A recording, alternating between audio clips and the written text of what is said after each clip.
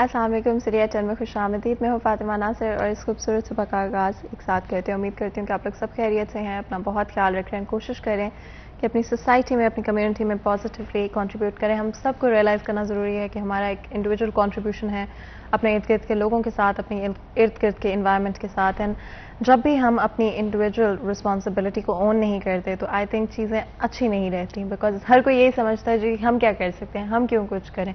But अपने input को समझें, अपने इम्पैक्ट को समझें और अपने हद तक रहते हुए एटलीस्ट चीज़ों को बेहतर करने की कोशिश करें। अगर हम सब ये फैसला कर लें कि दूसरों पर तनकीद करने से पहले अपने आप को बेहतर करेंगे, अपने आप को एज एन एग्जाम्पल सेट करेंगे और ना कि इंतज़ार करेंगे कि और लोग बेहतर हो जाएं, दुनिया बेहतर हो जाए, फिर हम खुद को बदलने की कोशिश करेंगे। तो अपने ऊपर काम करें, अपने आप को इम्प्रूव करें। हर रोज़ कोशिश करें कि सोचें कि आज मैं क्या बेहतर कर सकता था या कर सकती थी, और अगले दिन उन छोटी छोटी चीज़ों को बेहतर करने की कोशिश करें। आगे बढ़ते हैं, एक पॉजिटिव नोट पे प्रोग्राम का आगाज़ करते हैं। एक दिन एक नेकी में प्रोफेसर अमानत रसूल हमारे साथ होंगे। चलते हैं। बिस्मिल्लाहिर्रहमानिर्रहीम। रसूलुल्लाह सल्लल्लाहु अलैहि वसल्लम की बारगाह में एक शख्स हाजिर होता है और अर्ज़ करता है, या रसूलुल्लाह सल्लल्लाहु अलैहि वसल्लम कि मेरा मुलाजिम है, खादिम है, वो मुझसे ज़्यादती करता है, नाफरमानी करता है, मुझे नुकसान पहुंचाता है, तो क्या मैं उसको मार सकता हूँ, यानी उसको पीट सकता हूँ? तो रसूलुल्लाह सल्लल्लाहु अलैहि वसल्लम ने फरमाया कि तुम दिन में 70 मरतबा दरगुज़र करो। अरबी ज़ुबान में जब 70 का हिंसा बोला जाता है तो इससे मुराद कसरत अदद मुराद है, यानी मुराद ये है कि बहुत ही ज़्यादा। जैसे एक हदीस में आता है कि रसूलुल्लाह सल्लल्लाहु अलैहि वसल्लम अल्लाह की बारगाह में 70 मरतबा इस्तिग़फ़ार करते हैं दिन में। तो 70 मरतबा से मुराद यानी कई 70 मरतबा, कई मरतबा बेशुमार रसूलुल्लाह सल्लल्लाहु अलैहि वसल्लम अल्लाह की बारगाह में इस्तिग़फ़ार करते हैं। तो आपने फरमाया कि दिन में 70 मरतबा उससे दरगुज़र करो, उसको मुआफ़ करो। तो अब आप ये देखिए कि इसमें जो तालीम हमें दी जा रही है वो ये है कि जो हमारे मुलाजिम हैं, हमारे खादिम हैं, हमारे साथ काम करते हैं, हमारे साथ चलते हैं, हमारे निज़ाम को संभालते हैं, हमारी मदद करते हैं, ताउन करते हैं, और जिनकी वजह से हमारी मईशत का पहिया चलता है, तो हमें चाहिए कि अगर उनकी तरफ से कोई गलती, कोई ख़ता हो जाती है, और बल्कि इस हदीस में तो आप देखिए कि मुलाजिम ज़्यादती करता है, नुकसान पहुंचाता है, फिर भी रसूलुल्लाह फरमाते हैं कि दरगुज़र से काम लो। तो अगर इंसान से बेइरादा और बिल्कुल ऐसी हालत में कि जब उसको किसी बात का पता ही नहीं चलता और उससे गलती हो जाती है, तो फिर ऐसे शख्स को तो बहुत ही ज़्यादा हमें मुआफ़ करना चाहिए। तो ये तालीम है कि रसूलुल्लाह सल्लल्लाहु अलैहि वसल्लम के सामने एक साहिब ने अपने खादिम को या अपने ग़ुलाम को मारा, पीटा, तो रसूलुल्लाह सल्लल्लाहु अलैहि वसल्लम ने फरमाया कि आज तू अपने इस ग़ुलाम को इतना पीट कि जितना तो कल क़यामत के दिन अपने मालिक की मार सह सके। तो उसके बाद उस सहाबी ने उस ग़ुलाम को आज़ाद कर दिया।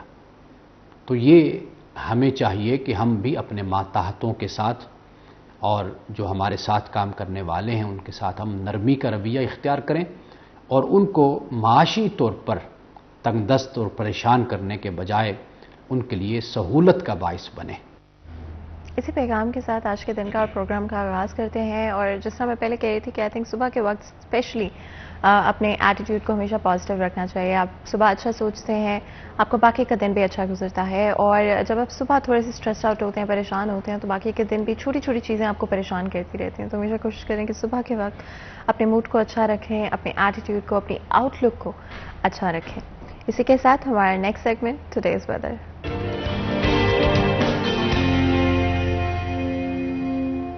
मरियम रज़ा हमारे साथ मौजूद होंगी। पूछते हैं मरियम से कि आज के मौसम के क्या सूरत हाल हैं। जी मरियम। जी बिल्कुल, फैसलाबाद के मौसम की अगर बात की जाए तो दिन के आगाज़ में ही सूरज और बादलों के दरमियान जो है वो आंख में जोली का सिलसिला जारी है। जबकि सूरज जो है वो निकलता तो ज़रूर है, लेकिन उसकी तपिश जो है उसमें कमी जो है वो वाक़या हो चुकी है, क्योंकि दर्जा हरारत जो है उसमें कमी भी हो रही है। उसके साथ साथ हवाएं चलने से भी शहर फैसलाबाद का मौसम जो है वो मौसमी तब्दीलियों के साथ साथ जो है वो सर्दियों की तरफ जाता हुआ जो है वो महसूस किया जा सकता है। हवा में हल्की खुनकी भी महसूस की जाती है, ख़ास करके रात के वक्त में जो है तेज़ ठंडी हवाएं चलती हैं और हवा में खुनकी जो है वो महसूस की जाती है। उसके اس ساتھ ساتھ اس بات کی نوید جو ہے وہ سنائی جاتی ہے کہ سردیاں جو ہیں ان کی آمد ہے. اس کے ساتھ اگر بات کی جائے تو محکمہ موسمیات کے مطابق کم سے کم درجہ حرارت جو ہے وہ 25 ڈگری سینٹی گریڈ ریکارڈ کیا گیا ہے, جبکہ دوپہر کے وقت میں زیادہ سے زیادہ 33 ڈگری رہنے کا امکان ہے. ہوا میں نمی کا تناسب جو ہے وہ 67% ہے, جبکہ ہوائیں جو ہیں وہ 3 کلومیٹر فی گھنٹہ کی رفتار سے چل رہی ہیں, اور ہوائیں چلنے کی وجہ سے درجہ حرارت جو ہے اس میں بھی جو ہے وہ کمی واقع ہوئی ہے. اس کے ساتھ ساتھ اگر بات کی جائے تو جہاں موسم جو ہے وہ سردیوں کی طرف جا رہا ہے, تو وہیں اسموک جو ہے اس کی بھی جو ہے مسئلے شروع ہو چکے ہیں. وہ بھی فضا کو جو ہے وہ آلودہ کرنے کا جو ہے وہ آغاز جو ہے وہ ہو چکا ہے, جس کی وجہ سے شہریوں کو جو ہے آئندہ دنوں میں مشکلات کا سامنا کرنا پڑ سکتا ہے. تو اس لیے شہریوں سے جو ہے اس بات کی اپیل ہے کہ وہ کم سے کم اس طرح کی فصلیں وغیرہ جلانی ہیں, اس کے بعد کوڑا کرکٹ جو ہے اس کو کم سے کم جلایا جائے, تاکہ فضا میں جو اسموک کی آلودگی ہے اسے جو ہے وہ بچا جا سکے. جی بہت بہت شکریہ مریم اس اپڈیٹ کے لیے. آپ لوگوں نے سنا کہ فیصل آباد شہر کا موسم تیزی سے تبدیل ہوتا ہوا نظر آ رہا ہے, اینڈ آف کورس کوشش کریں کہ اپنے آپ کو اس بدلتے ہوئے موسم میں اپنے آپ کو اور اپنی صحت کو پروٹیکٹ کر کے رکھیں. پھر بھی کوشش کریں کہ ہائیڈریشن آپ کی پوری ہو, مکمل طور پہ اپنے آپ کو ہائیڈریٹڈ رکھیں, اور خاص طور پہ خیال رکھیں کہ جب بھی آپ گھر سے باہر نکلتے ہیں سن پروٹیکشن کا لازمی طور پہ استعمال کریں. آئی تھنک ہم اس کو سیریسلی نہیں لیتے ہیں, بٹ اوور ٹائم آپ کو ایج کے ساتھ سمجھ آنے لگتا ہے کہ سن ڈیمیج کتنا ریئل ہے, اور آپ کی اسکن پہ چاہے وہ ایجنگ کے حوالے سے اور ڈفرنٹ طرح کی اور اسکن پرابلمس یا ڈیزیزز آپ ایکسپیرینس کر سکتے ہیں اگر آپ پہلے سے سن پروٹیکشن کا استعمال نہیں کرتے ہیں. آگے بڑھیں گے اور چلیں گے آج کی ہماری ٹاپ سٹوریز کی طرف, اور آج کی ہماری پہلی ٹاپ سٹوری, فیصل آباد میں ڈینگی کے کیسز میں اضافہ. ڈینگی کے خاتمے کے لیے انتظامیہ کیا اقدامات کر رہی ہے؟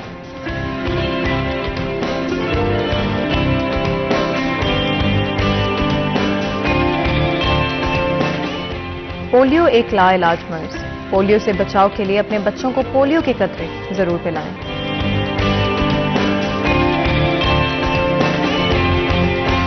آج کی ہماری ٹاپ سٹوریز یہ تھیں, اور آگے بڑھتے ہوئے انہیں کے حوالے سے بات چیت کریں گے. کوشش کریں گے کہ نہ صرف سچویشن کے حوالے سے بات کریں, بٹ آلسو بریک ڈاؤن کریں کہ کہاں پر انتظامیہ کی کارکردگی ٹھیک ہے اور کہاں پر چیزیں بہتر اور زیادہ کی جا سکتی ہیں. ہمیشہ یاد رکھیں تنقید کرنا ہمارا مقصد نہیں ہوتا, بٹ ہمیشہ جب آپ بات کرتے ہیں, ڈسکس کرتے ہیں چیزوں کو, پرابلمس کو ہائی لائٹ کرتے ہیں, تو آپ سولوشن کی طرف بھی آتے ہیں. سب سے پہلے کسی پرابلم کو سالو کرنے کے لیے اسے ایکنالج کرنا اور ایکسیپٹ کرنا ضروری ہے. تو اگر آپ یہی کہتے رہے سب ٹھیک ہے تو ایکچولی میں کچھ ٹھیک نہیں بھی ہے تو وہ کبھی بہتر نہیں ہو پائے گا. آگے بڑھیں گے. دو بہت ہی خاص مہمان اسٹوڈیو میں ہمیں آج جوائن کریں. میں جلدی سے آپ کا انٹروڈکشن کرا دیتی ہوں. سب سے پہلے عزیزار حسین ہمارے ساتھ موجود ہیں, ہمارے سینئر رپورٹر ہیں. آپ کو ویلکم کرتے ہیں شو میں. بہت بہت شکریہ آج ہمارے لیے ہمارے شو کے لیے وقت نکالنے کے لیے. اس کے ساتھ ڈاکٹر ذوالفقار الرحین شبیر بھی ہمارے ساتھ موجود ہیں, جو کہ district program coordinator for epidemic Faisalabad ہیں. آپ کو بھی ویلکم کرتے ہیں شو میں. جی بہت بہت شکریہ آج ہمارے لیے اور ہمارے شو کے لیے وقت نکالنے کے لیے. یہاں پر کچھ چیزیں جو کہ میں مینشن کرنا چاہتی ہوں, اسپیشلی اگر ہم ڈینگی کی بات کرتے ہیں تو اس وقت فیصل آباد شہر میں 93 کیسز موجود ہیں. نظردار آپ مجھے کریکٹ کر سکتے ہیں اگر کہیں پر بھی اس میں کوئی غلطی ہے. اس کے علاوہ 15 ہاسپٹلز میں ایڈمٹ کیا گیا ہے, جس میں شامل الائڈ اینڈ سول ہاسپٹل بھی ہیں. ضرور اس پر بتائیے گا عزیزہ کیا سچویشن ہے کرنٹلی. لاسٹ ٹائم جب ہماری بات ہوئی تھی تو ڈینگی کی کیسز آئی تھنک بہت کم تھے, 10 یا 20s میں تھے اس وقت پر. کچھ ہی عرصے میں, کچھ ہی ہفتوں کے اندر کیسز اتنے بڑھنے کے پیچھے کیا کوئی اسپیسیفک ریزن ہے؟ سب سے پہلے تو شکریہ, ایک اہم موضوع کے اوپر آپ نے جو ہے وہ آج مدعو کیا ہے فیصل آباد اسٹوڈیو میں. فیصل آباد میں گزشتہ 24 گھنٹے کے دوران 5 ڈینگی مریض جو ہیں وہ رپورٹ ہوئے ہیں.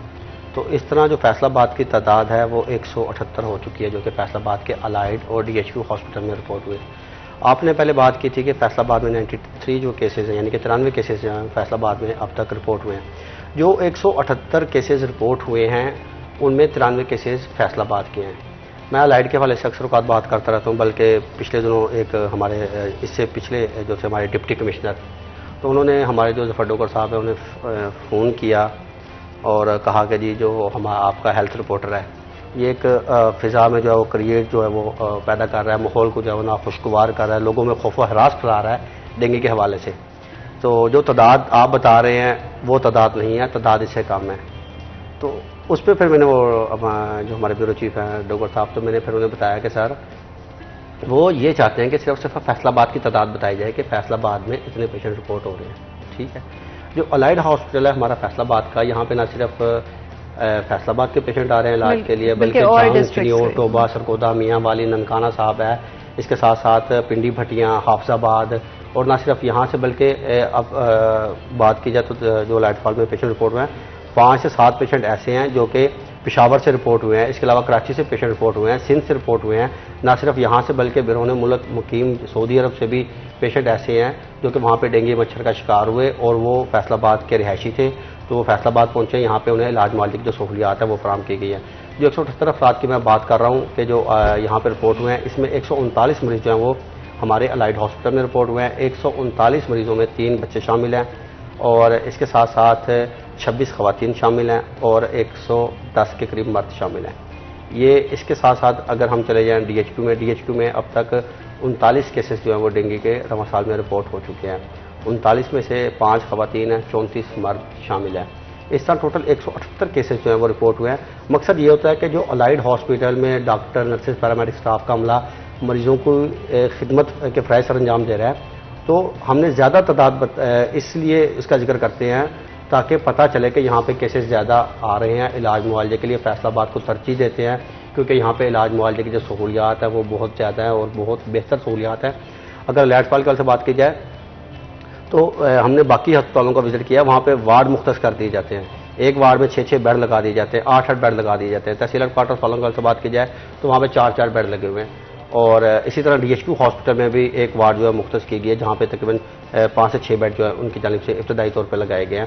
بعد میں پھر دیگر وارڈز بنائی گئی ہیں. اگر پیشنٹ کی تعداد میں اضافہ ہوتا ہے تو ان وارڈز کو جو ہے استعمال کیا جا سکتا ہے. تو الائڈ ہاسپٹل کی صورتحال یہ ہے کہ ایک روم میں جو کہ پرائیویٹ روم بنائے گئے ہیں وہاں پہ ایک روم میں 2 بیڈ جو ہے لگے ہوئے ہیں اور اس میں فی الحال ایک پیشنٹ کو جو منتقل کرتے ہیں. اور اسی طرح 12 جو کمرے مختص کیے گئے ہیں ان 12 کمروں میں جو پیشنٹ ڈال دی جاتے ہیں. اگر 12 سے پیشنٹ کی تعداد بڑھتی ہے تو جو 2 بیڈ لگے ہوئے ہیں تو وہاں پہ پھر ایک کمرے میں جو دوسرا بیڈ جو ہے وہ وہاں پہ مریض کو دے دیا جاتا ہے اور وہاں پہ اٹیچ باتھ ہے، اے سی وہاں پہ لگا ہوا ہے. بہترین علاج کی جو سہولیات ہے. مجھے یاد ہے وزیر اعلیٰ پنجاب جو سابق تھے عثمان بزدار، ان کی جانب سے جب وزٹ کیا گیا، وزیر سے ڈاکٹر یاسمین راشد بھی تھی، جب انہوں نے وزٹ کیا آئسولیشن وارڈ کا تو انہوں نے یہ یاسمین راشد کہ یہ پنجاب کی ایک بہترین وارڈ ہے، بہترین، جہاں پہ مریضوں کو تمام تر علاج کی جو سہولیات ہیں وہ فراہم کی جا رہی ہیں. جس پہ عثمان بزدار کی جانب سے یہ کہا گیا کہ الائڈ اسپال انتظامیہ کو اس کے اوپر ایک تعریفی سرٹیفکیٹ جو ہے وہ دینا چاہیے کہ یہاں پہ اس قدر اتنی بہترین علاج کی سہولیات فراہم کی جا رہی ہے. یہاں پہ روم اور وہاں پہ صورتحال صفائی کے حوالے سے اور پراپر وہاں پہ عملہ وہاں پہ تعینات ہے، نرسز موجود ہیں، ڈاکٹر موجود ہیں، پیرامیڈک اسٹاف کا عملہ موجود ہے. کوئی بھی ڈینگی پیشنٹ ایمرجنسی وارڈ میں اگر کچھ شواہد وغیرہ موصول ہوتے ہیں، ایک الائڈ ہاسپٹل کی جو میڈیکل ایمرجنسی ہے، میڈیکل ایمرجنسی کے سامنے ایک علیحدہ سے وارڈ بنائی گئی ہے جہاں پہ پہلے تشخیص کی جاتی ہے. کوئی ایسا مریض جو کہ بخار کی صورت میں آ رہا ہے اور اس میں ڈینگی کے علامات ہو سکتی ہیں تو اسے وہاں پہ منتقل کیا جاتا ہے اور وہاں پہ سی بی سی ٹیسٹ کے لیے وہاں پہ ہی ایمرجنسی وارڈ جو کہ ڈینگی کے حوالے سے بنائی گئی ہے وہاں پہ مشین موجود ہے اور وہاں پہ پہلے وہ پیشنٹ کو دیکھتے ہیں اس کی رپورٹ کے حوالے سے. اس میں اگر ڈینگی کے علامات وغیرہ وہ تو میڈیکل ہمارے ڈاکٹر ذوالقرنین صاحب بتائیں گے کون کون سے علامات ہیں، کیا کیا اس کے ٹیسٹ ہوتے ہیں. جب تصدیق ہو جاتی ہے تو پھر آئسولیشن وارڈ میں جو ہے پیشنٹ کو منتقل کیا جاتا ہے. بات کرنے کا مقصد یہ ہے کہ جب ہم 178 یا جب تعداد زیادہ بتاتے ہیں تو ہم یہ ذکر کرتے ہیں کہ یہاں پہ علاج کی بہترین سہولیات موجود ہیں. یہی وجہ ہے کہ جھنگ، چنیو، ٹوبہ یا حافظ آباد، گجرانوالہ، لاہور، کراچی سے لوگ اپنا علاج معالجہ کروانے کے لیے فیصل آباد کو ترجیح دیتے ہیں کیونکہ انہیں پتہ ہے. میں نے پچھلی دفعہ بھی ایک کیس کا ذکر کیا تھا کہ سعودی عرب سے 5 افراد جو تھے وہ ڈینگی میں مبتلا ہو کے فیصل آباد کے لائٹ فال آئسولیشن وارڈ میں پہنچے ہیں. وقفے بعد پہلے ایک آیا، پھر 4-5 دن کے بعد دوسرا آیا، پھر تیسرا، چوتھا، پانچواں. پھر وہاں پہ اس وقت انچارج تھی ڈاکٹر معصومہ سردار آئسولیشن وارڈ کی. میں نے میڈم سے سوال کیا، میں نے کہا میڈم کیا سعودی عرب میں علاج معالجے کی ڈینگی کی سہولت نہیں ہے کہ وہاں سے سفر کر کے وہ یہاں پہ پہنچے ہیں؟ تو میڈم نے کہا کہ وہاں پہ علاج کے اوپر جو خرچ آتا ہے وہ بہت زیادہ آتا ہے اور پاکستان میں ڈینگی کے علاج کی جو سہولت ہے وہ فری دی جا رہی ہے اور 1 روپیہ بھی خرچ نہیں آتا. جب ایک پیشنٹ بتاتا ہے، ایک دوست بتاتا ہے اپنے دوسرے دوست کو کہ یار یہاں پہ یہ سہولت مل رہی ہے، پرائیویٹ روم ہے، بہترین یہاں پہ ماحول ہے، تو وہ پھر باقی بھی کہتے ہیں اچھا ہم یہاں پہ جا کے جو اپنا علاج معالجہ کراتے ہیں. یہ وجہ ہے کہ یہاں پہ کیسز جو ہے وہ مریض زیادہ آتے ہیں اور زیادہ سے زیادہ علاج کی جو سہولت ہے وہ دی جاتی ہے. اینڈ ناٹ نیسسریلی کہ وہ اسی علاقے سے یا اسی ملک سے انفیکٹ بلانگ کرتے ہیں، لیکن علاج کے لیے یہاں پر زیادہ رخ کیا جاتا ہے. ڈاکٹر ذوالقرنین یہ ضرور بتائے گا کرنٹلی جو ڈینگی کی سچویشن ہے، کیا آگے چلتے ہوئے اور خراب ہو سکتی ہے، بیکاز کیسز تو موجود ہیں، چاہے وہ ڈفرینٹ علاقوں سے ہوں. فیصل آباد شہر میں بھی کیسز ڈائگنوز بھی ہوئے ہیں، اور علاقے میں انفیکٹ کچھ جاننے والے بھی شاید آپ لوگوں کے ہوں جن کو آپ پرسنلی بھی جانتے ہیں اور وہ ڈائگنوز ہو رہے ہیں. تو وہ زیادہ پریشانی ہوتی ہے جب آپ کو پتہ ہوتا ہے کہ کسی کو جس کو آپ جانتے ہیں اس کو بھی ڈائگنوز ہو گیا. آگے چلتے ہوئے کیا اور کیسز بھی رپورٹ ہو سکتے ہیں؟ جی سب سے پہلے تو شکریہ آپ کا اپنے پروگرام میں بلانے کے لیے اور ڈینگی کے لیے ایک اویئرنیس میسیج سب کو کنوے کرنے کے لیے. اگر ہم بات کریں اس کے اوپر کیسز کے حوالے سے تو ہم فیصل آباد دوسرا بڑا ضلع ہے پنجاب کا اوور آل، اور ہمارے 93 کیسز، جبکہ اگر ہم کمپیئر کریں فیصل آباد کو باقی ضلعوں کے ساتھ جو فیصل آباد کے علاوہ ہیں، لاہور، پنڈی، لاہور کے اندر اس وقت 4000 سے زیادہ کیسز رپورٹ ہو چکے ہیں، پنڈی میں 3000 سے زیادہ کیس رپورٹ ہو چکے ہیں، اور گجرانوالہ میں جو 600 سے زیادہ کیس رپورٹ ہو چکے ہیں، ملتان، شیخ پورہ اور ایون کہ جو گجرات تک ہیں وہ فیصل آباد سے ان کے زیادہ کیسز ہیں. کیسز کی جو ہے جو سیگریگیشن، جیسے کہ ازادہ صاحب نے بتایا کہ فیصل آباد کے اندر ایک بگ انسٹیٹیوشن ہے، الائیڈ ہے، سول ہے، جہاں پہ دوسرے ضلع کے بھی جو پیشنٹ ہیں وہ آتے ہیں، آ کے یہاں پہ ٹریٹ کے لیے آتے ہیں. جیسے کہ فیصل آباد کے علاوہ جو اکثر ہمارے کیسز ہیں جو ایون کہ ساؤتھ کے کیسز ہیں، جیسے ملتان، بھاولپور، ایون کہ سندھ تک کے کیسز، کراچی تک کے کیسز یہاں پہ آئے ہوئے ہوتے ہیں. اور جو ہماری فگر ہے ہم نے اپنے ڈسٹرکٹ کے حساب سے بات کرنی ہوتی ہے کہ ہمارے اپنے ڈسٹرکٹ کے کتنے کیسز ہیں، اور جو ان کے پاس فگر ہوتی ہے وہ فگر ہوتی ہے اوور آل ٹوٹل فگر، جس کے اندر جتنے بھی کیسز ہیں جو انہوں نے ٹریٹ کیے ہیں وہ سارے انکلوڈ ہوتے ہیں. اگر ہم کیسز کی بات کریں تو یہ بڑھنے کے کیا چانسز ہیں. جو 15 سپتمبر سے لے کے 15 نومبر تک کے یہ 2 مہینے ہوتے ہیں، یہ پیک سیزن کے ڈیز ہوتے ہیں. اس کے اندر جو اس کی ماسکیٹو کی جو ایکٹیویٹی ہوتی ہے وہ ایکٹیولی سپورٹ کر رہا ہوتا ہے، اور اس کے پراپر ٹیمپریچر انوائرمنٹ مل رہی ہوتی ہے، جس کی وجہ سے یہ تھوڑا جو ہے وہ ایکٹیولی کام کر رہا ہوتا ہے. یہ جو 2 مہینے ہوتے ہیں ان کے اندر ہماری سرویلنس، ہماری ایکٹیویٹیز یہ جو ہے انہینس ہم کرتے ہیں. زیادہ جو ہے عام طور پہ تو ایکٹیویٹیز ہماری ہو رہی ہیں، لیکن ان کے اندر ہم زیادہ ایکٹیولی کام کر رہے ہوتے ہیں. ایون کہ ہم اپنے سٹاف کو کوئی آف بھی نہیں دے رہے ہوتے، باقی سرویلنس ایکٹیویٹی کر رہے تھے، فوگنگ، آئرس وغیرہ، اس کے اوپر ہم کام کر رہے ہوتے ہیں. اور اس 2 منتھ کے اندر ہمارے جو پریڈکٹیبل ہیں وہ کہہ رہے کیسز جو ہیں وہ جتنے کہ ہمارے کیسز بیفور سپتمبر ہوتے ہیں اس کا 2 فولڈ انکریز ہونے کے چانسز ہوتے ہیں ان 2 مہینوں کے اندر. تو پھر بھی الحمدللہ 15 اکتوبر تک ہمارے اب تک جو اکتوبر کے منتھ کے کیس ہیں وہ تقریباً 22-23 کیس ہیں جو رپورٹ ہوئے ہیں. ان میں سے بھی کافی سارے کیسز ایسے ہوتے ہیں جن کی ہسٹری جو ہوتی ہے وہ موجود ہوتی ہے، کہ جیسے کہ وہ کسی اور شہر میں کام کر رہا ہے یا کسی اور شہر میں وہ رہ رہا ہے اور فیصل آباد کا پرماننٹ ایڈریس ہے، اس کے اوپر ٹیگ کر دیا جاتا ہے، یا لیب جو ہے وہ رپورٹنگ کرتی ہیں. کیونکہ اب ہمارا جو ہے وہ ایک سنکرونائز سا وے ہے، ریئل ٹائم ڈیٹا ہے، آن دا اسپاٹ آپ ڈیش بورڈ سے ہماری فگرز اٹھا سکتے ہیں. اس میں یہ ہوتا ہے کہ جتنے بھی لیبز ہیں، ہاسپٹلز ہیں، یہ سارے رپورٹنگ کریں. ایون کہ جی پیز تک ہم نے رسوائی دی ہوئی ہے کہ جی پیز جو ہیں وہاں پہ بھی اگر کوئی پیشنٹ کوئی کیس آئے وہ اسے دیکھے، اس کے سمٹم دیکھے، اگر کوئی ایسا ہے تو اسے as a case of suspected probable یا کنفرم جو بھی اس کی کیٹیگری میں جا رہا ہے after analysis of their test تو وہ اسے رپورٹ کریں.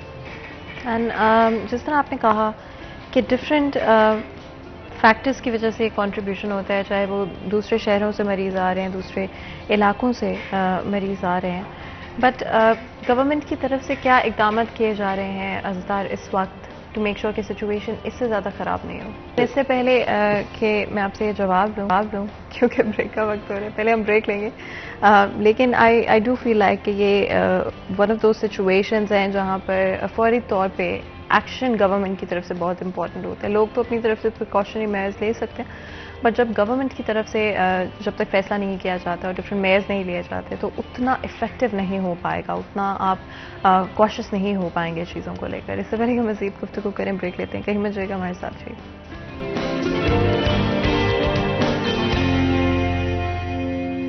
Welcome back. سریت چند ایک دفعہ پھر آپ کو خوش آمدید کہتے ہیں. بریک میں جانے سے پہلے گفتگو جاری تھی، ڈینگی کے حوالے سے بات کر رہے تھے، آگے بڑھتے ہیں اور پولیو کے بارے میں بھی بات کر لیتے ہیں. ہم جانتے ہیں کہ پولیو آلموسٹ ایراڈیکیشن کے پوائنٹ پہ تھا جسٹ لاسٹ ایئر بٹ اس سال ایک دفعہ پھر کچھ کیسز سامنے آئے ہیں فیصل آباد شہر کے اندر بھی اینڈ اس کے علاوہ بھی پورے پاکستان میں بھی اگر ہم دیکھتے ہیں تو دوبارہ سے صرف 2 ملک ہیں جو کہ اس وقت امپیکٹڈ ہیں پولیو سے. لیکن آپ جانتے ہیں کہ it's one of those things جہاں پر کیسز ایک دفعہ پھر جب ایمرج ہونے لگ جائیں تو وہ بہت پریشانی کی صورتحال پیدا کر دیتے ہیں. ایک ایسا مرض ہے جو کہ آپ کی پوری لائف اور آپ کی ٹریجیکٹری جو ہے لائف کی وہ بدل دیتا ہے. تو ڈیفینیٹلی کوشش کرتے ہیں اس حوالے سے بات کریں. اینڈ کیا چیزیں ہو سکتی ہیں, آپ کس طرح سے پریکاشن میئرز لے سکتے ہیں, کہاں پر آپ اپنا کردار ادا کر سکتے ہیں, کہاں پر گورنمنٹ اور ادارے اپنا کردار ادا کر سکتے ہیں. ڈیفینیٹلی اویئرنیس کے حوالے سے بھی بات کریں گے. عزتار, اگر ہم پولیو کی بات کریں تو جسٹ لاسٹ ایئر ہم ایراڈیکیشن کے پوائنٹ پہ تھے اور کچھ کیسز باقی تھے اینڈ ایک دفعہ پھر کم نہیں بلکہ زیادہ ہو رہے ہیں کیسز. کتنی پریشانی کی بات ہو سکتی ہے اور کیا پلان آف ایکشن ہونا چاہیے؟ دیکھیں فاطمہ, اس میں ایسے ہے کہ پہلے یہ کہا جا رہا تھا کہ 2020 تک فیصل آباد یا پاکستان جو ہے پولیو سے فری ہوگا, اور یہ تقریباً غالباً 2016-17 کی بات ہے, اور یہ کہا جا رہا تھا کہ 2020 تک پولیو فری پاکستان ہو جائے گا. تو مگر اس کے بعد پھر جو ہے کیسز ذرائع ہم نے دیکھے کہ کیس جو ہے وہ رپورٹ ہو رہے ہیں پولیو کے, اور اس میں جو ہے مزید اب پھر بعد میں توسیع دی گئی. پھر یہ کہا گیا اب یہ کہا جا رہا ہے کہ 2030 تک پاکستان جو ہے پولیو فری کہلائے گا انشاءاللہ, اور ایک نہ ایک دن انشاءاللہ ضرور پاکستان جو ہے وہ پولیو فری ہوگا. تو پولیو کیسز کے حوالے سے بات کی جائے تو محکمہ صحت, دیکھیں کسی بھی چیز میں اگر تشخیص کرنی ہو یا اسے رپورٹ کرنا ہو تو ہمیں جو گائیڈ کر رہے ہوتے ہیں وہ ڈاکٹر کر رہے ہوتے ہیں. ڈاکٹر بتا رہے ہوتے ہیں کہ یہ پولیو کیس رپورٹ ہو چکا ہے اور اس میں فلاں علامات ہیں, یہ پولیو کی وجہ سے معذور نہیں ہوا, اس میں دیگر علامات ہیں. کیوں, ان کا کام ہے, ٹھیک ہے.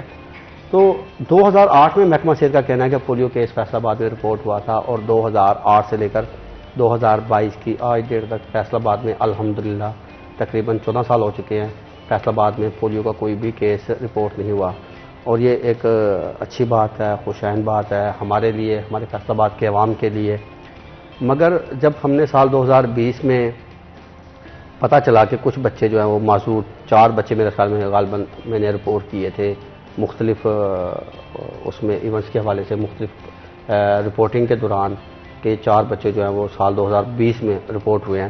تو اس سلسلے میں محکمہ صحت کا کہنا ہے کہ انہوں نے پولیو کے قطرے پیے تھے اور انہیں پولیو وائل اس کیس کا نام دیا گیا تھا. یہ پولیو وائل جو ہے پولیو کیس ہے کہ انہوں نے پولیو کے قطرے پیے تھے. اس کے باوجود اچھا پولیو کے لیے کیا اقدامات کیے جاتے ہیں محکمہ صحت کی جانب سے؟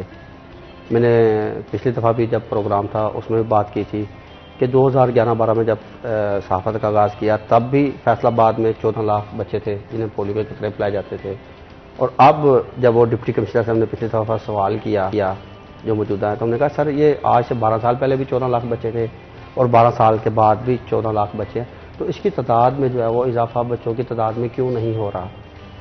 کیا ہمارے مائکرو پلان کمزور ہیں؟ مائکرو پلان جو ہے وہ ہمارے پاس ٹھیک طریقے سے نہیں آتا. جس طرح فیصل آباد کی آبادی محکمہ صحت کے مطابق تقریباً 86,80,556 کے قریب محکمہ صحت بتاتا ہے, اور اس میں اس دفعہ انہوں نے بتایا کہ 14,80,000 کے قریب بچے ہیں جو کہ فیصل آباد کے رہائشی ہیں جن کی عمر 5 سال سے کم ہے, جنہیں پولیو کے قطرے پلائے جائیں گے. اب محکمہ صحت کے ساتھ ساتھ WHO ہے, NIH ہے اور دیگر ادارے بھی جو ہے وہ پولیو کے خاتمے کے لیے کام کر رہے ہیں. فیصل آباد محکمہ صحت انتظامیہ مختلف جگہ سے سیمپل لیتی ہے, سیوریج سیمپل جسے کہتے ہیں.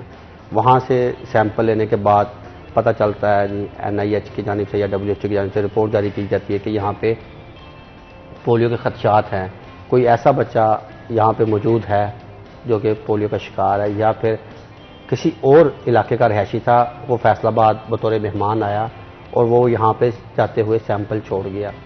تو بقول محکمہ صحت کے کہ اس طرح وہ پتہ چلتا ہے. اشکیرا کا مقام ہے 2022 میں تو الحمدللہ وہاں پہ ابھی تک جو ہے وہ تمام رپورٹس جتنی بھی موصول ہوئی ہیں اکتوبر تک تمام کی تمام نیگیٹو موصول ہو رہی ہیں. 2021 میں میرے خیال میں جولائی میں غالباً یا اپریل میں وہاں پہ پازیٹیو کیس جو تھا وہ وہاں پہ موصول ہوا, جس کے بعد محکمہ صحت انتظامیہ کی جانب سے میرے خیال میں 14 یونین کونسل, اس کے گرد و نواح میں جو یونین کونسل ہوتی ہیں 7 جتنی بھی تعداد ہوگی, وہاں پہ باقاعدہ طور پہ پولیو مہم منائی جاتی ہے, گھروں میں جا کے بچوں کو چیک کیا جاتا ہے.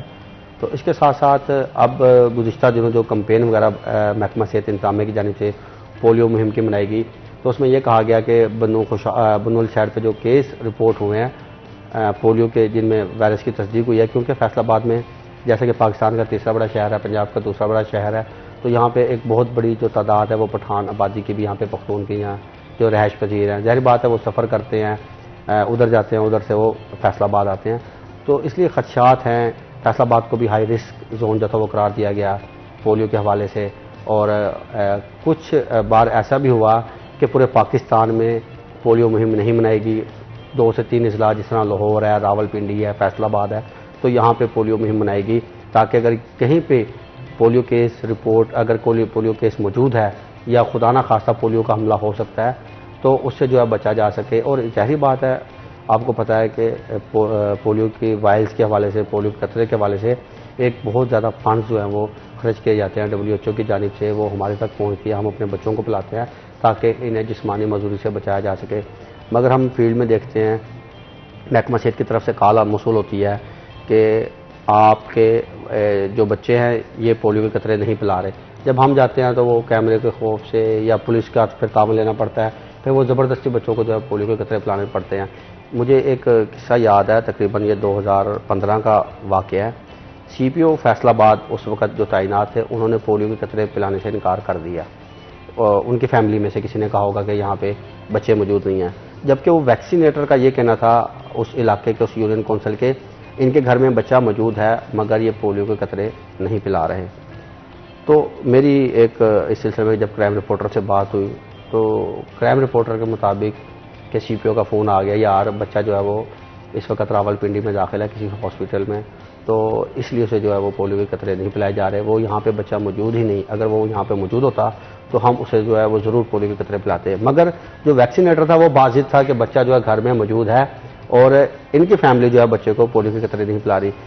بات کرنے کا مقصد یہ ہے کہ جب ہمیں اس قسم کے افسران کی طرف سے کہ اگر وہاں پہ واقعی بچہ موجود ہے تو پھر ذمہ داری بنتی ہے بطور شہری ایک آفیسر ہونے کے ناطے کہ ہم بطور نمونہ اپنے آپ کو پیش کریں اور بچوں کو پولیو کے قطرے پلائیں، تاکہ جہاں محکمہ صحت کو مشکلات کا سامنا کرنا پڑتا ہے۔ دیکھیں ایک خاتون جو ہے، کئی دفعہ کیسز ہم نے ایسے بھی رپورٹ کیے ہیں کہ ایک خاتون پولیو ورکر تھی جو کہ پولیو کے قطرے پلانے کے لیے کسی کے گھر میں داخل ہوئی اور وہاں پہ جو تھا اسے مشکلات کا سامنا کرنا پڑا۔ وہ کسی بھی قسم کی صورتحال میں ہو سکتا ہے، وہ زیادتی کی کوشش میں ہو سکتا ہے، وہ جو ہے وہ کسی اور صورت میں بھی جو ہے وہ ہو سکتا ہے، اس کے ساتھ مرد بھی موجود ہوتا ہے، مگر زیادہ تر ہم نے خواتین دیکھیں گھر گھر جا کے دستک کر دیتی ہیں، صبح نکلتی ہیں اور شام تک وہ بیچاری فیلڈ میں کام کرتی ہیں کہ اس کے لیے بچوں کو جو ہے پولیو کے قطرے پلا کے انہیں جسمانی مزدوری سے بچایا جا سکے۔ تو جہاں محکمہ صحت اپنا کردار ادا کر رہا ہے وہاں پہ ظاہری بات ہے شہریوں کو بھی چاہیے کہ محکمہ صحت، اچھا کچھ باتیں ایسے بھی ہوتی ہیں کہ جی ہم وہ پولیو کے قطرے پلائیں گے تو بچوں کو مختلف جو بیماریاں پیدا ہو سکتی ہیں، بچے جو اپاہج ہو سکتے ہیں، یہ اس طرح کے بھی ہمیں جو تھے وہ والدین کی جانب سے یہ کرتے ہیں۔ تو اب بات یہ ہے کہ ظاہری بات ہے جہاں محکمہ صحت، جہاں حکومت ایک بہت بڑی فنڈ جو ہے رقم خرچ کر رہی ہے، محکمہ صحت کی ٹیمیں گھر گھر جا رہی ہیں۔ اب دیکھیں پھر بات وہی آ جاتی ہے، اب محکمہ صحت کی وہی ٹیمیں اب وہ ڈینگی میں بھی کام کر رہی ہیں، اب پولیو مہم آ رہی ہے جی، انہوں نے پولیو مہم میں بھی کام کرنا ہے، اس کے ساتھ ساتھ کرونا ویکسین آپ کو پتہ ہے چل رہی ہے، مہم چل رہی ہے، انہوں نے کرونا ویکسین کے انجیکشن بھی لگانے ہیں، اور اس سمے دیگر کچھ آگاہی مہم آ جاتی ہے تو ان کے اوپر بھی کام کرنا ہے، انہوں نے اپنے مراکز صحت میں بھی کام کرنا ہے، تو جو تعداد ہے عملے کی وہ بہت زیادہ کم ہے۔ یہ بڑی افسوس کی بات ہے عزیزدار کہ ہماری ہیلتھ کیئر میں اسپیشلی تعداد اتنی کم ہے، ڈیفینیٹلی آپ کم لوگوں پر اتنی رسپانسبلٹی ڈالیں گے، ایک تو غلطی کے چانسز بڑھ جائیں گے اس سے، دوسرا وہ اتنا اوور برڈنڈ ایٹ ٹائمز فیل کریں گے کہ ہو سکتا ہے کہ اپنے کام کو جتنی ڈیڈیکیشن کے ساتھ کرنا چاہیے، اسپیشلی ہیلتھ کے بارے میں اگر کوئی بھی چیز ہے، بچوں کی ہیلتھ کی ہم یہاں پہ بات کریں، ہم زندگیوں کی بات کریں، ڈاکٹر صاحب آپ کے خیال میں کتنا امپورٹنٹ ہے تعداد کو پورا کرنا، اور کیا اور کوئی اور فیکٹرز بھی آپ کو لگتا ہے موجود ہیں؟ جی اس کے بارے میں ہم بات کریں تو تعداد میں یہ ہے کہ ہمارے پاس آل دو گورنمنٹ اسٹاف کم ہے تو ہم اس کے برعکس والنٹیئر جو ہیں وہ ہائر کرتے ہیں جن کو ان کی پوری کمپین کے اوپر ہم اس کا پے کرتے ہیں، تو اپنی استعداد کو یا اس چیز کو اوور کم کرنے کے لیے ہم جو ہے وہ والنٹیئرس کا سہارا لیتے ہیں۔ والنٹیئرس جو ہوتے ہیں وہ کچھ تو پرائیویٹ ہوتے ہیں اور کچھ جو ہوتے ہیں وہ ہم جو کچھ گورنمنٹ آفیشلس کچھ ہوتے ہیں ان کو ساتھ لیتے ہیں، اور باقی اس کے اوپر یہ ہے کہ باقی اضلاع میں بھی ایسے ہی ہے، سب میں جو ہے وہ ان کو اب ایک یہ ایکسٹینسو پروگرام ہوتا ہے، اور جس کے اندر جس طرح میں فیصل آباد کی بات کروں تو ہماری 4869 ٹوٹل ٹیمز ہیں، جس کے اندر 4305 ٹیمیں جو ہیں وہ جو ہوں گی موبائل ہوں گی، 382 ٹیمیں ایسی ہیں جو اسٹیٹک ہوں گی، اور 182 ٹیمیں ایسی ہیں جو جو ہماری فکس سائٹ پہ ٹرانزٹ سائٹ پہ کام کریں گے. تو 4869 ٹیموں کو اوور کم کرنے کے لیے ہمارے پاس ہیلتھ کا سٹاف ہے، LHWs ہیں، ڈینگی سٹاف ہے، اور ان کے ساتھ ساتھ ہم ان میں سے کچھ سٹاف کو ریلیو کرتے ہیں تاکہ وہ دوسری ایکٹیویٹیز کے لیے بھی ساتھ رہے، اور ساتھ میں باقی جو ہوتے ہیں وہ باؤنڈ ہوتے ہیں اپنی ایکٹیویٹیز کا. اس کے علاوہ ہم جو دوسرے گورنمنٹ افیشلز ہیں ان کو بھی تھوڑا ہائر کرتے ہیں، اس کمپین کے لیے وہ کام کر رہے ہوتے ہیں، اور ساتھ میں ہم والنٹیئرز جو ہے وہ ایڈ کرتے ہیں. جو ہمارے یہ والنٹیئرز اس میں پولیو ورکرز موجود ہیں، جو کہ جیسے جزادار بھائی نے بتایا اور جانتے ہیں، ہم نے ریسنٹلی جو پولیو ورکر جو تھے وہ تقریباً ہماری 6-7 کمپین سے ہمارے ساتھ وہ کام کر رہے ہیں، وہ ہائر کیے جا رہے ہیں، WHO کی طرف سے ہی وہ ہائر کیے گئے ہیں، وہ ہیں ان کو ساتھ ایڈ اپ کیا ہوا ہے. تو اس طرح ہم اپنی جو ہے جتنے ریسورسز ہیں اس کے ساتھ ہم کر کے اپنی کمپین اس کو پورا کرنے کی پوری ہماری کوشش ہوتی ہے. یہی امپورٹنٹ ہوتا ہے. آئی تھنک ریسورسز پوری نہ بھی ہوں تو آپ آپٹیمائز کریں، میکسیمائز کریں جو ریسورسز آپ کے پاس موجود ہیں. مزید گفتگو کریں اس سے پہلے بریک لیتے ہیں. کہیں مل جائے گا ہمارے ساتھ.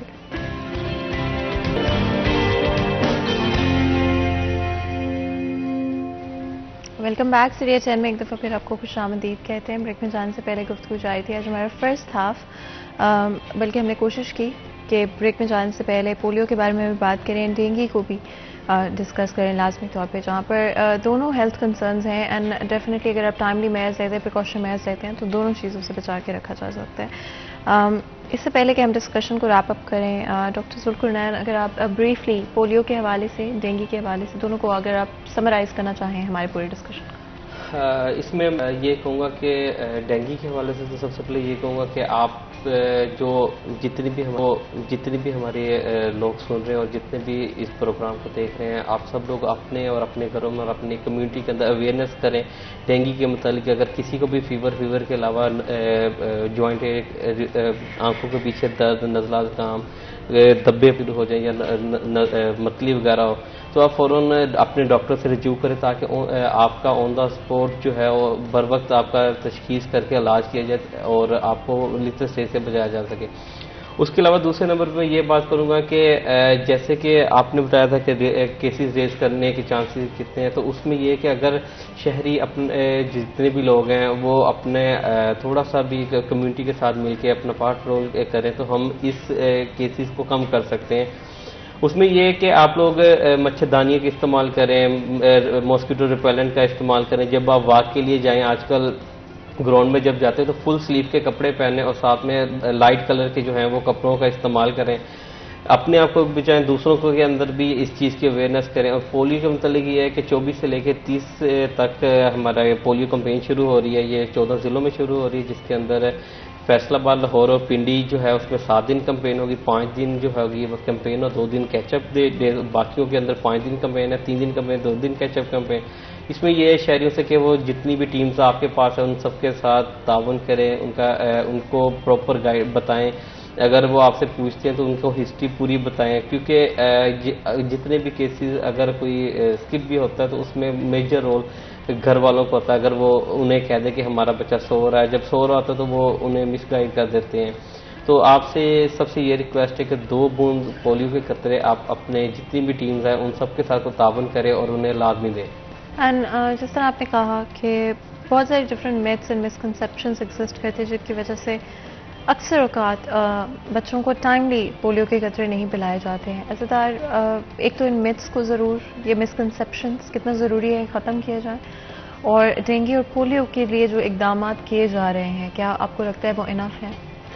فاطمہ، میں اکثر اوقات ذکر کرتا ہوں کہ جب محکمہ صحت کی ٹیم جب وزٹ کرتی ہے تو ہم بھی ان کے ساتھ ہوتے ہیں، اور باقاعدہ جو محکمہ صحت کے افسران ہوتے ہیں وہ کسی بھی گلی محلے کو میں، اور نہ صرف محکمہ صحت کے افسران بلکہ جو ہمارے ضلع انتظامیہ کے افسران ہیں ان کے ساتھ بھی ہم نے کئی وزٹ کیے ہیں، DCs کے ساتھ، ADCs کے ساتھ. جب ہم کسی گھر کا دروازہ کھٹکھٹاتے ہیں تو وہاں سے جب کوئی خاتون نکلتی ہے یا کوئی آدمی نکلتا ہے تو اسے باقاعدہ پوچھا جاتا ہے کہ کیا ڈینگی ٹیمیں آپ کے گھر آ رہی ہیں تو آگے سے جواب ملتا ہے جی آ رہی ہیں. آپ کو کیا بتاتی ہیں تو کہتے ہیں کہ ہمیں بتایا جاتا ہے کہ جی فریج کو چیک کیا جائے, جی اس کی ٹرے میں پانی موجود نہیں ہونا چاہیے, چھتوں کو چیک کرنا چاہیے, وہاں پہ ٹینکی میں پانی جو ہے وہ موجود نہ ہونا چاہیے, یا چھت پہ پانی کہیں کھڑا نہ ہو, یا گھر کے کچھ ایسے گملے وغیرہ یا پودے وغیرہ جہاں پہ موجود ہیں تو وہاں پہ پانی کا جو ہے وہ کھڑا نہیں ہونا چاہیے. تو اویئرنیس تو عوام میں اس سلسلے میں بہت زیادہ ہے, عوام کو پتہ ہے, کیونکہ دیکھیں میرے خیال میں غالباً 2011 سے میں شاید ڈینگی کیسز جو تھے وہ سامنے آنے رپورٹ ہوئے, جب گزشتہ پروگرام میں ہمارے ڈاکٹر کامران رشید صاحب جو کہ ڈائریکٹر ہیلتھ سروسز ہیں, تو ان کے مطابق 2011 میں یہ کیسز جو تھے وہ ڈینگی کے سامنے آئے. تو اب دیکھیں 11 سے 2022 آ چکا ہے, 11 سال ہو چکے ہیں. عوام میں اویئرنیس ہے, مگر اس کے علاج کو اب پھیلانے کی ضرورت ہے. پھیلانے سے مراد یہ ہے کہ دیکھیں فیصل آباد میں جنرل ہاسپٹل غلام محمد آباد ہے, جنرل ہاسپٹل سمن آباد ہے, ہمارا 224 RB ہاسپٹل ہے جسے جنرل اسپتال شمشید کالونی کہا جاتا ہے, چلڈرن ہاسپٹل ہے. صرف اور صرف پیشنٹ جو ٹریٹمنٹ ہے وہ الائڈ اور DHQ میں کیوں ہوتی ہے جی؟ ہمارے کنسلٹنٹ ڈاکٹرز ہر جگہ موجود ہیں. ہمارے تحصیل ہیڈ کوارٹر ہاسپٹل ہیں, وہاں پہ 4 بیڈ مختص کر دیے گئے ہیں, وہاں پہ میڈیسن موجود ہے, وہاں پہ عملہ موجود ہے. تو ابھی تک وہ جو ان میں وہ کوالٹی ہے جو ڈاکٹر میں جو کہ ہونی چاہیے تھی, اب 11 سال ہو چکے ہیں. اب اس مرض کا جو علاج ہے میں سمجھتا ہوں تحصیل ہیڈ کوارٹر ہسپتال تو کم از کم یہ منتقل ہو جانا چاہیے. یہ نہیں کہ کسی بھی اگر پیشنٹ میں دیکھیں تو جی اسے الائڈ ہی ریفر کر دیا جائے, اور الائڈ اسپتال میں میرے خیال میں غالباً 10 سے 12 پیشنٹ ابھی بھی جو ہے وہ زیر علاج ہیں. تو ظاہر بات ہے پھر وہ وزٹ کرتے ہیں, کچھ پیشنٹ ڈسچارج کرتے ہیں, پھر کچھ نئے آ جاتے ہیں, تو اسی طرح جو ہے صورتحال چلتی رہتی ہے. اور برڈن جو ہے وہ الائڈ اور DHQ اسپتال میں ہے. ظاہر بات ہے 2022 گزر چکا ہے, کیا جنرل اسپتال غلام محمد آباد میں کوئی مریض نہیں آیا ہوگا بخار کی حالت میں ایسا جس میں ڈینگی کی علامات ہوں گی؟ یا چلڈرن ہاسپٹل ہمارا جو کہ بچوں کا ایک ہاسپٹل ہے, یہاں پہ بھی کیا پیشنٹ رپورٹ نہیں ہوئیں گے؟ وہ کہتے ہیں کہ ہمارے پاس پیشنٹ آتے ہیں, ہم دیکھتے ہیں, مگر کسی میں جو تھی وہ ڈینگی کی تشخیص کے حوالے سے یا تصدیق وغیرہ نہیں ہو سکی. تو یہ تو وہ پیشنٹ ہے جن میں تصدیق ہو رہی ہے, جنہیں علاج معالجے کی جو سہولیات ہیں وہ ہاسپٹل میں پہنچ رہے ہیں اور ان میں تصدیق ہو رہی ہے. مثال کے طور پہ آپ گھروں میں دیکھیں, اپنے گھروں میں دیکھ لیں, ہمارے گھروں میں, کسی کے گھروں میں دیکھ لیں, اگر بخار ہوتا ہے تو وہ کہتے ہیں یار پیناڈول کی گولی لیتے ہیں, کسی ڈسپینسری کسی فارمیسی پہ جاتے ہیں, وہاں سے دوائی لیتے ہیں, بے شک ہی ان میں ڈینگی کی علامات ہی کیوں نہ ہو, وہ گھر ہی بیٹھے اپنا علاج وغیرہ کر رہے ہوتے ہیں. یہ وہ لوگ ہیں جو کہ کہیں رپورٹ بھی نہیں ہوئے اور وہ ہاسپٹل میں بھی نہیں پہنچے. اچھا اسدار, کیا ضروری ہے فار ایگزامپل اگر آپ کو ڈینگی کے صرف منیمل سمٹمز محسوس ہو رہے ہیں اور کوئی میجر سمٹمز محسوس نہیں ہو رہے, لیکن آپ کو شک ہے کہ شاید ڈینگی ہو, تو آپ کا فرسٹ اسٹیپ کیا ہونا چاہیے؟ دیکھیں محکمہ صحت کی بھی اس سلسلے میں پہلے تو میں یہ محکمہ صحت کے حوالے سے بات کروں گا. پہلے مجھے یاد ہے کہ پہلے یہ HRCT کرواتے تھے, HRCT کروائیں جی ڈینگی کے حوالے سے, آخری جو سٹیج ہوتی تھی ڈینگی کی وہ تصدیق ہوتی تھی, تو پھر اسے جو تھا وہ ڈینگی کنفرم پیشنٹ اسے جو کیا جاتا تھا. اس کے بعد وہاں پہ ڈینگی مریض تصدیق ہونے کے بعد وہ تو ڈاکٹر ذوالقرنین صاحب بھی اس بات کی تائید کریں گے, یا مزید اس میں اگر کہیں غلطی ہے تو اسے درست کر دیں گے. اگر کہیں پہ ڈینگی مریض میں وائرس کی تصدیق ہوتی تھی, کنفرم پیشنٹ ہو جاتا تھا, تو اس کے گھر اور علاقے میں تقریباً 49 کے قریب گھر بنتے تھے, تو وہاں پہ سرویلنس وغیرہ کی جاتی تھی. اس کے بعد حکومت نے کہا کہ جی نہیں جی, اب جو مشتبہ پیشنٹ ہے, مشتبہ سے پیشنٹ سے مراد یہ کہ اس میں ڈینگی کی علامات ہو سکتی ہیں, یہ ڈینگی مریض ہو سکتا ہے. پھر کہا گیا کہ اگر وہ پیشنٹ رپورٹ ہوتا ہے تو آپ نے اس علاقے میں ڈینگی سرویلنس کرنی ہے, یعنی کہ ڈینگی سپرے, فوگنگ وغیرہ جو بھی علامات وہاں پہ محکمہ صحت کی ٹیکنیکل ایکٹیویٹی وغیرہ بنتی ہے وہ وہاں پہ کرنی ہے.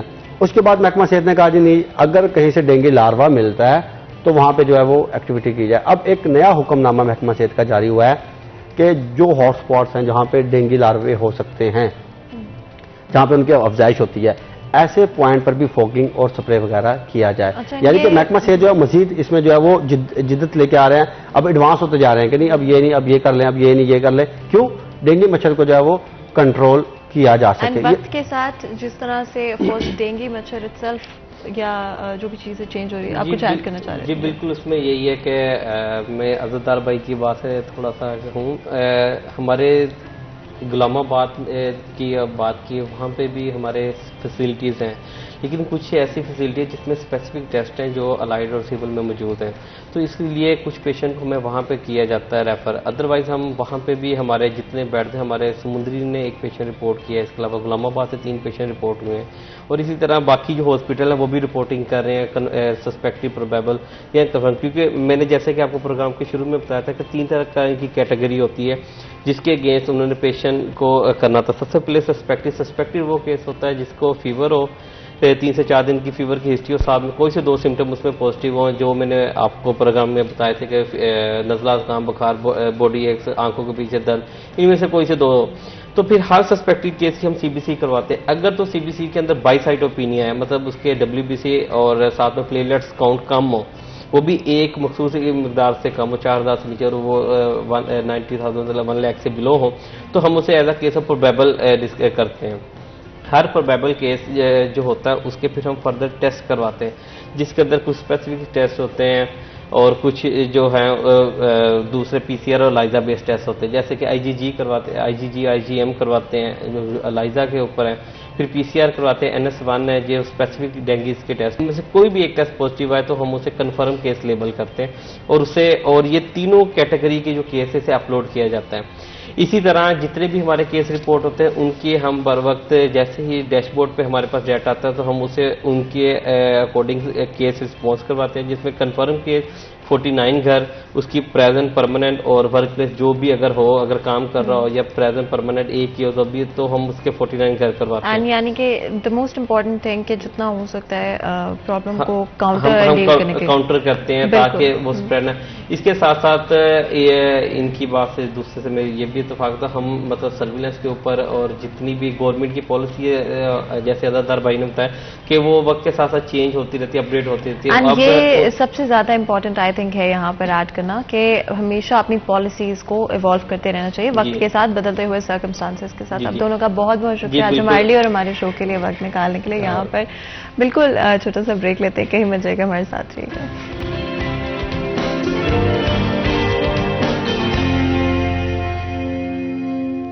Welcome back. سریا جان میں ایک دفعہ پھر آپ کو خوش آمدید کہتے ہیں. بریک میں جانے سے پہلے گفتگو جاری تھی اور ہمارا آج first half polio and dengue کے حوالے سے تھا. کوشش رہی کہ ڈفرینٹ ایسپیکٹس کو کور کریں، جو کرنٹ سچویشن ہے نہ صرف اس کو ڈسکس کریں but what's the way forward, اس کے بارے میں بھی بات کریں. آگے چلتے ہوئے اس سے پہلے کہ ہم اپنے نیکسٹ ٹاپک کی طرف جائیں، ہمارا نیکسٹ سیگمنٹ ہوگا آج کے بھاؤ. محمد بلال ڈوگر ہمارے ساتھ موجود ہوں گے، جانیں گے آج کے ریٹس. جی بلال. جی بالکل، مارکیٹ کمیٹی فیصل آباد کی جانب سے آج بروز جمعۃ المبارک کی ریلی جو ہے وہ جاری کر دی گئی ہے. برائلر مرغی کے گوشت سے عوام کے لیے اچھی خبر ہے، 11 روپے فی کلو سستا ہوتے ہوئے 378 روپے فی کلو پہ آ گیا. گزشتہ روز 399 روپے فی کلو بکنے والا برائلر مرغی کا گوشت آج سستا ہوا ہے. انڈے اپنی تاحال ابھی بھی سابقہ قیمت کے اوپر برقرار ہیں، 234 روپے درجن ہے، جبکہ گزشتہ ہفتے 244 جو کہ ملکی تاریخی بلندی سطح تک گئے تھے لیکن اس کے بعد کم ہوئے، پھر سے اڑان بڑھی اور 334 روپے درجن پہ قائم ہے. سبزیوں میں آج دیکھا جائے تو کچھ قدرے چیزیں مہنگی ہوتی دکھائی دے رہی ہیں جبکہ پھل آج سستے ہوتے دکھائی دیے ہیں. آلو کا چھلکا 2 روپے کلو کم ہوتے ہوئے 78 سے 76 کے ہوئے ہیں. آلو نیا 34 پہ ہے، پیاز 120 پہ ہے، ادرک چائنا 260 پہ ہے، ادرک تھائی لینڈ جو ہے وہ 275 روپے کلو ہے. ایسے اگر بات کریں تو ٹماٹر 5 روپے سستے ہوئے ہیں اور سستے ہوتے ہوئے 180 سے 175 کے ہو گئے ہیں. لہسن دیسی 10 روپے مہنگا ہوتے ہوئے 310 سے 320 کا ہوا ہے. لیمو چائنا 10 روپے مہنگا ہوا ہے 75 روپے سے 85. سبز مرچ 40 روپے کلو مہنگی ہوئی ہے 380 سے 420 پہ گئی ہے. عربی 10 روپے مہنگی ہوئی ہے 105 سے 115. کریلا 5 روپے مہنگا ہوا ہے 70 سے 75. کھیرے 10 روپے مہنگے ہوئے ہیں 55 سے 65 روپے کلو ہو گئے ہیں. شملہ مرچ 330 پہ ہے، مولی 35 پہ ہے، گاجر 75 پہ ہے، دھنیا 95 روپے کلو ہے. سیب کالا کلو 5 روپے مہنگا ہوتے ہوئے 215 سے 220 کا ہو گیا ہے. کیلا 6 روپے درجن سستا ہوا ہے 96 سے 90 پہ آیا ہے. انگور گولا 10 روپے سستا ہوا ہے 200 سے 190. انگور ٹافی 10 روپے سستے ہوئے ہیں 290 سے 280. انار کندھاری 10 روپے سستے ہوئے ہیں 200 سے 190 روپے قیمت پہ فروخت ہوں گے.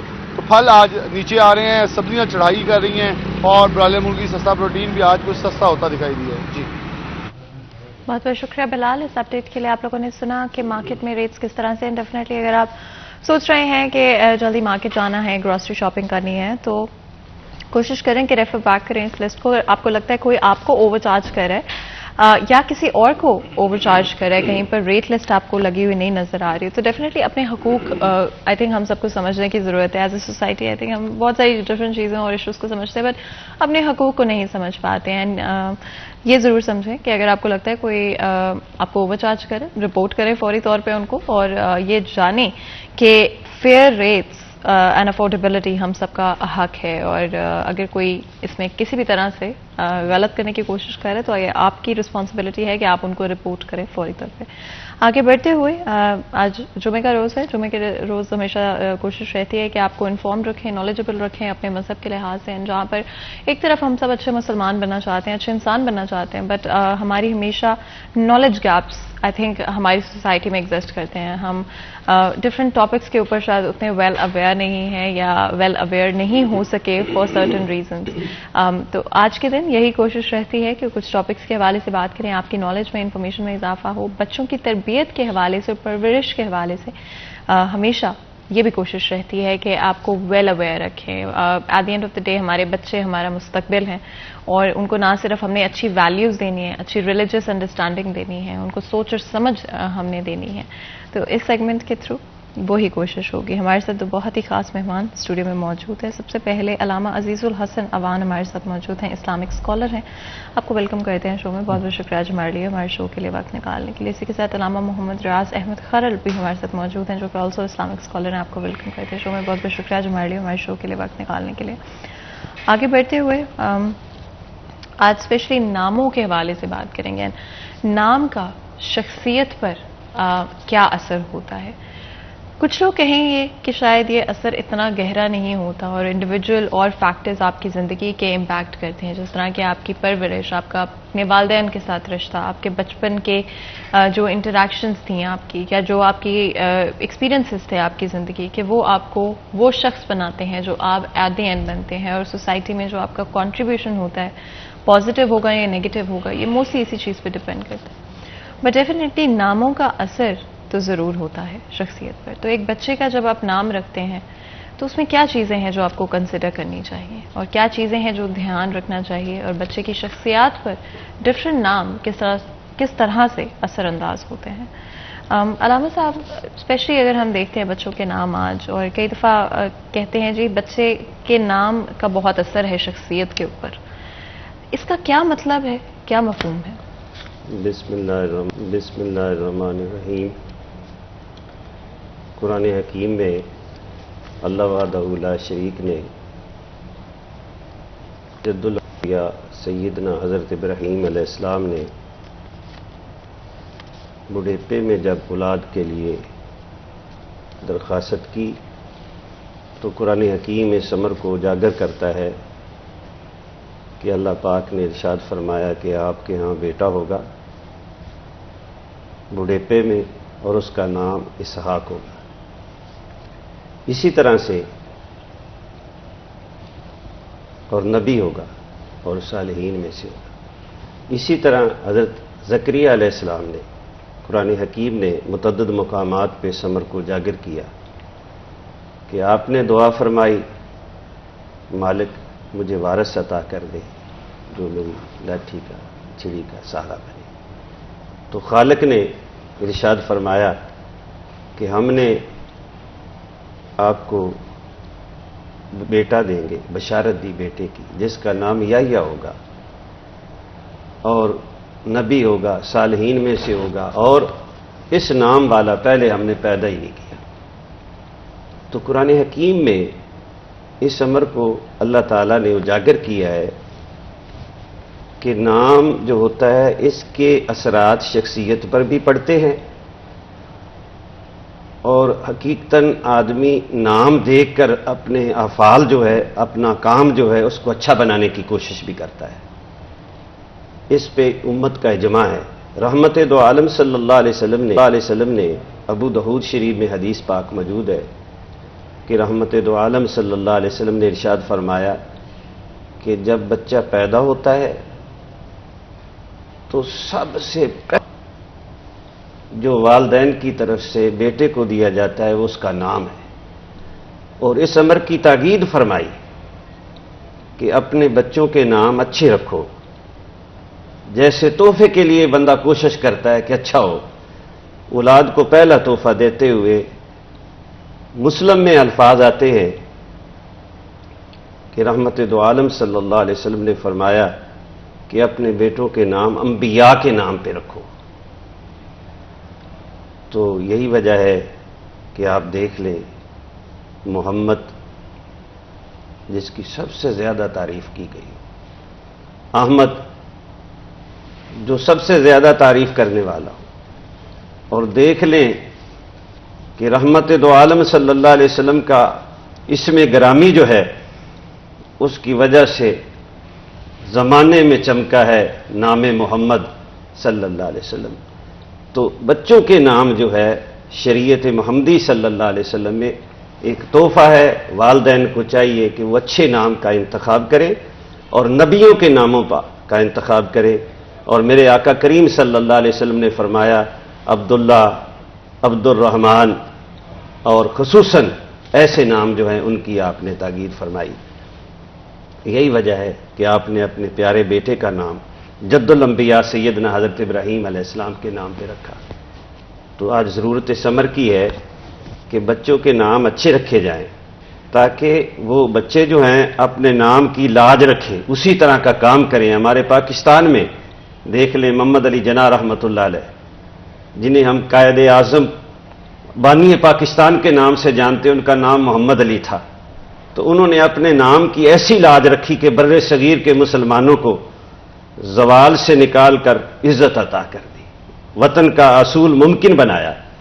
تو اسی طرح میرے آقا کریم صلی اللہ علیہ وسلم کے ارشاد کے مطابق ہمیں یہ ضرورت ثمر کی ہے کتاب و سنت کی روشنی میں کہ بچے کا نام بھی والدین اچھا رکھے اور پھر اس کے لیے دعا بھی کرے، اس کی زندگی، تربیت، تعلیم، اس کی زندگی اچھی کے لیے دعا کرے۔ یہ انبیاء کی سنت ہے، اور اللہ تعالیٰ سے ہم دعا کرتے ہیں کہ اللہ تعالیٰ ہمیں توفیق بخشے کہ اپنے بچوں کے نام ایک انبیاء کے نام پہ، خاندان نبوت کے نام پہ، صحابہ کے نام پہ اچھے نام رکھیں جن سے ان کا کردار بھی اجاگر ہو، ان کی شخصیت بھی اجاگر ہو۔ انور صاحب، جب کچھ ایسے نام بھی ہوتے ہیں جن کا ایکچولی میں پازیٹیو ہونے کے بجائے نیگیٹو امپیکٹ پڑ جاتا ہے بچے کی شخصیت کے اوپر، یہ کون سے نام ہوں گے اور کن ناموں سے اوائڈ کرنا چاہیے؟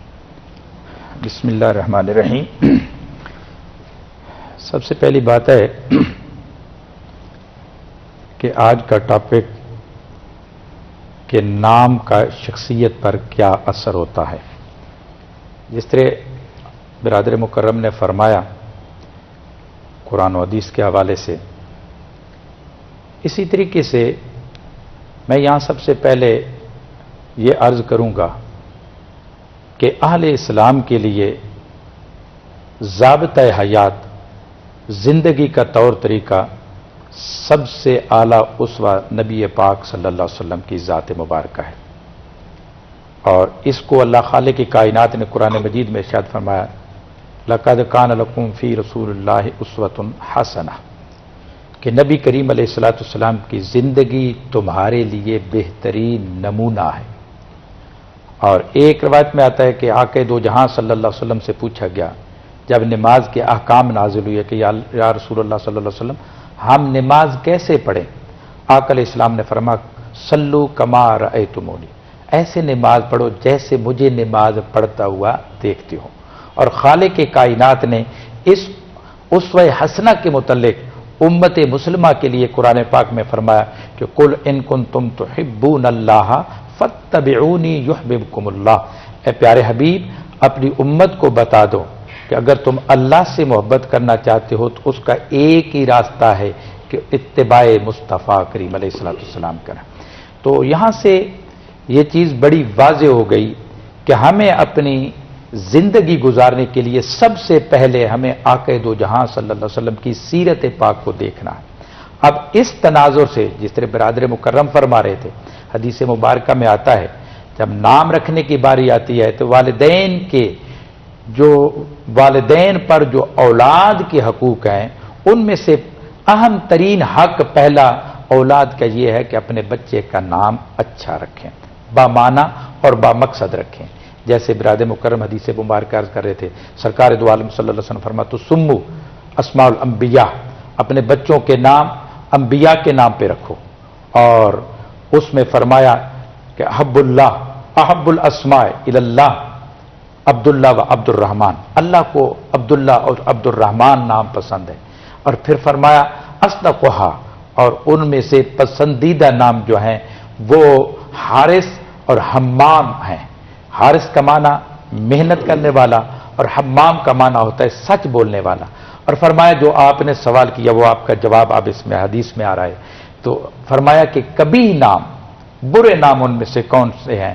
ان میں فرمایا کہ حرب، اور اس طرح فرما مرہ، یہ بے معنی بے مقصد قسم کے، یعنی جنگ لڑائی، اس بے مقصد قسم کے نام ہیں.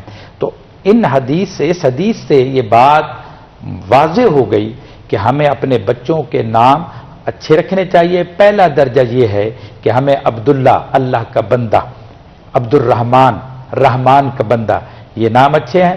اور اس کے بعد جو ہے حارث یا کوئی بھی بامعنی مقصد جس کا نام کا معنی اچھا ہو وہ نام ہم رکھ سکتے ہیں. اور جن ناموں کا کوئی معنی نہ ہو ان ناموں کو ہمیں نہیں استعمال کرنا چاہیے. تو جیسے میں فاطمہ عرض کر رہا تھا کہ ہمارے آقا علیہ الصلوۃ والسلام کی سیرت پاک جو ہے ہمارے لیے بہترین نمونہ ہے.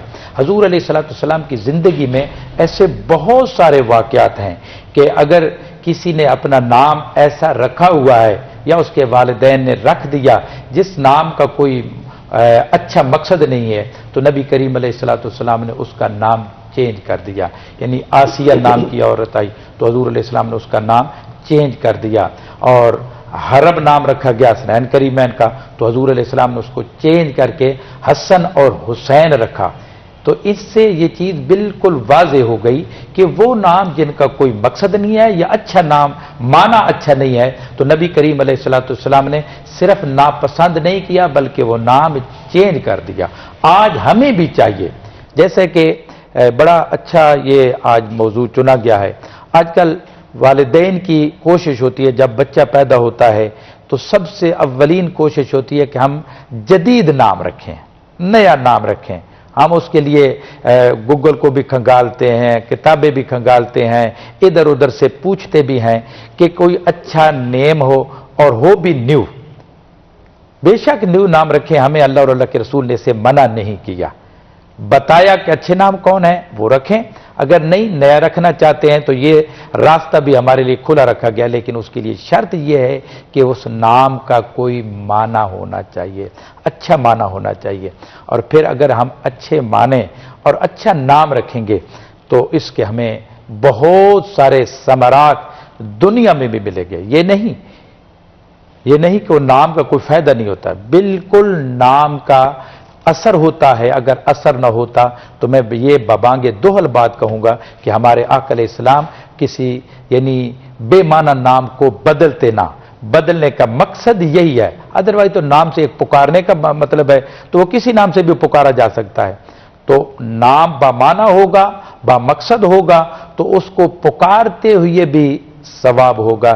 جیسے اس میں بڑی زندہ سی مثال ہے کہ اس میں محمد ہے، نبی پاک صلی اللہ علیہ وسلم کا نام محمد ہے. تو نبی رحمت صلی اللہ علیہ وآلہ وسلم کی حدیث مبارکہ ہے کہ اللہ خالق کائنات نے فرمایا عزتی و جلالی، کہ مجھے اپنی عزت اور جلال کی قسم میں اس بندے کو عذاب نہیں دوں گا جس بندے کا نام محمد ہے. دنیا تو دنیا رہ گئی، آخرت والے دن اللہ خالق کائنات اس بندے کو عذاب نہیں دے گا جس بندے کا نام محمد ہوگا. اسی طریقے سے ایک حدیث مبارکہ میں آتا ہے، میرے لجپال آقا علیہ السلام نے فرمایا کہ قیامت والے دن جب حشر بپا ہوگا، نفسا نفسی کا عالم ہوگا، اس وقت دو شخص اللہ کریم کی بارگاہ میں حاضر ہوں گے. اللہ خالق کائنات انہیں فرمائے گا کہ جاؤ جنت میں داخل ہو جاؤ. وہ عرض کریں گے یا باری تعالیٰ ہم نے تو قیامت والے دن کے متعلق سن رکھا ہے کہ یہ بڑا حساب کتاب کا دن ہے، ذرے ذرے کا حساب دینا ہے، تو ہم ایسے ہی جنت میں چلے جائیں. یہ کیا وجہ ہے؟ تو مالک کائنات فرمائے گا اس میں کوئی شک نہیں کہ یہ حساب و کتاب کا دن ہے، ذرے ذرے کا حساب دینا ہے، لیکن تم میں سے ایک کا نام محمد ہے اور ایک کا نام احمد ہے، آج میں تمہارے اعمال کو نہیں دیکھ رہا، اپنے محبوب کے ناموں کی نسبت دیکھ رہا ہوں اور اس کی وجہ سے تمہیں بخش رہا ہوں۔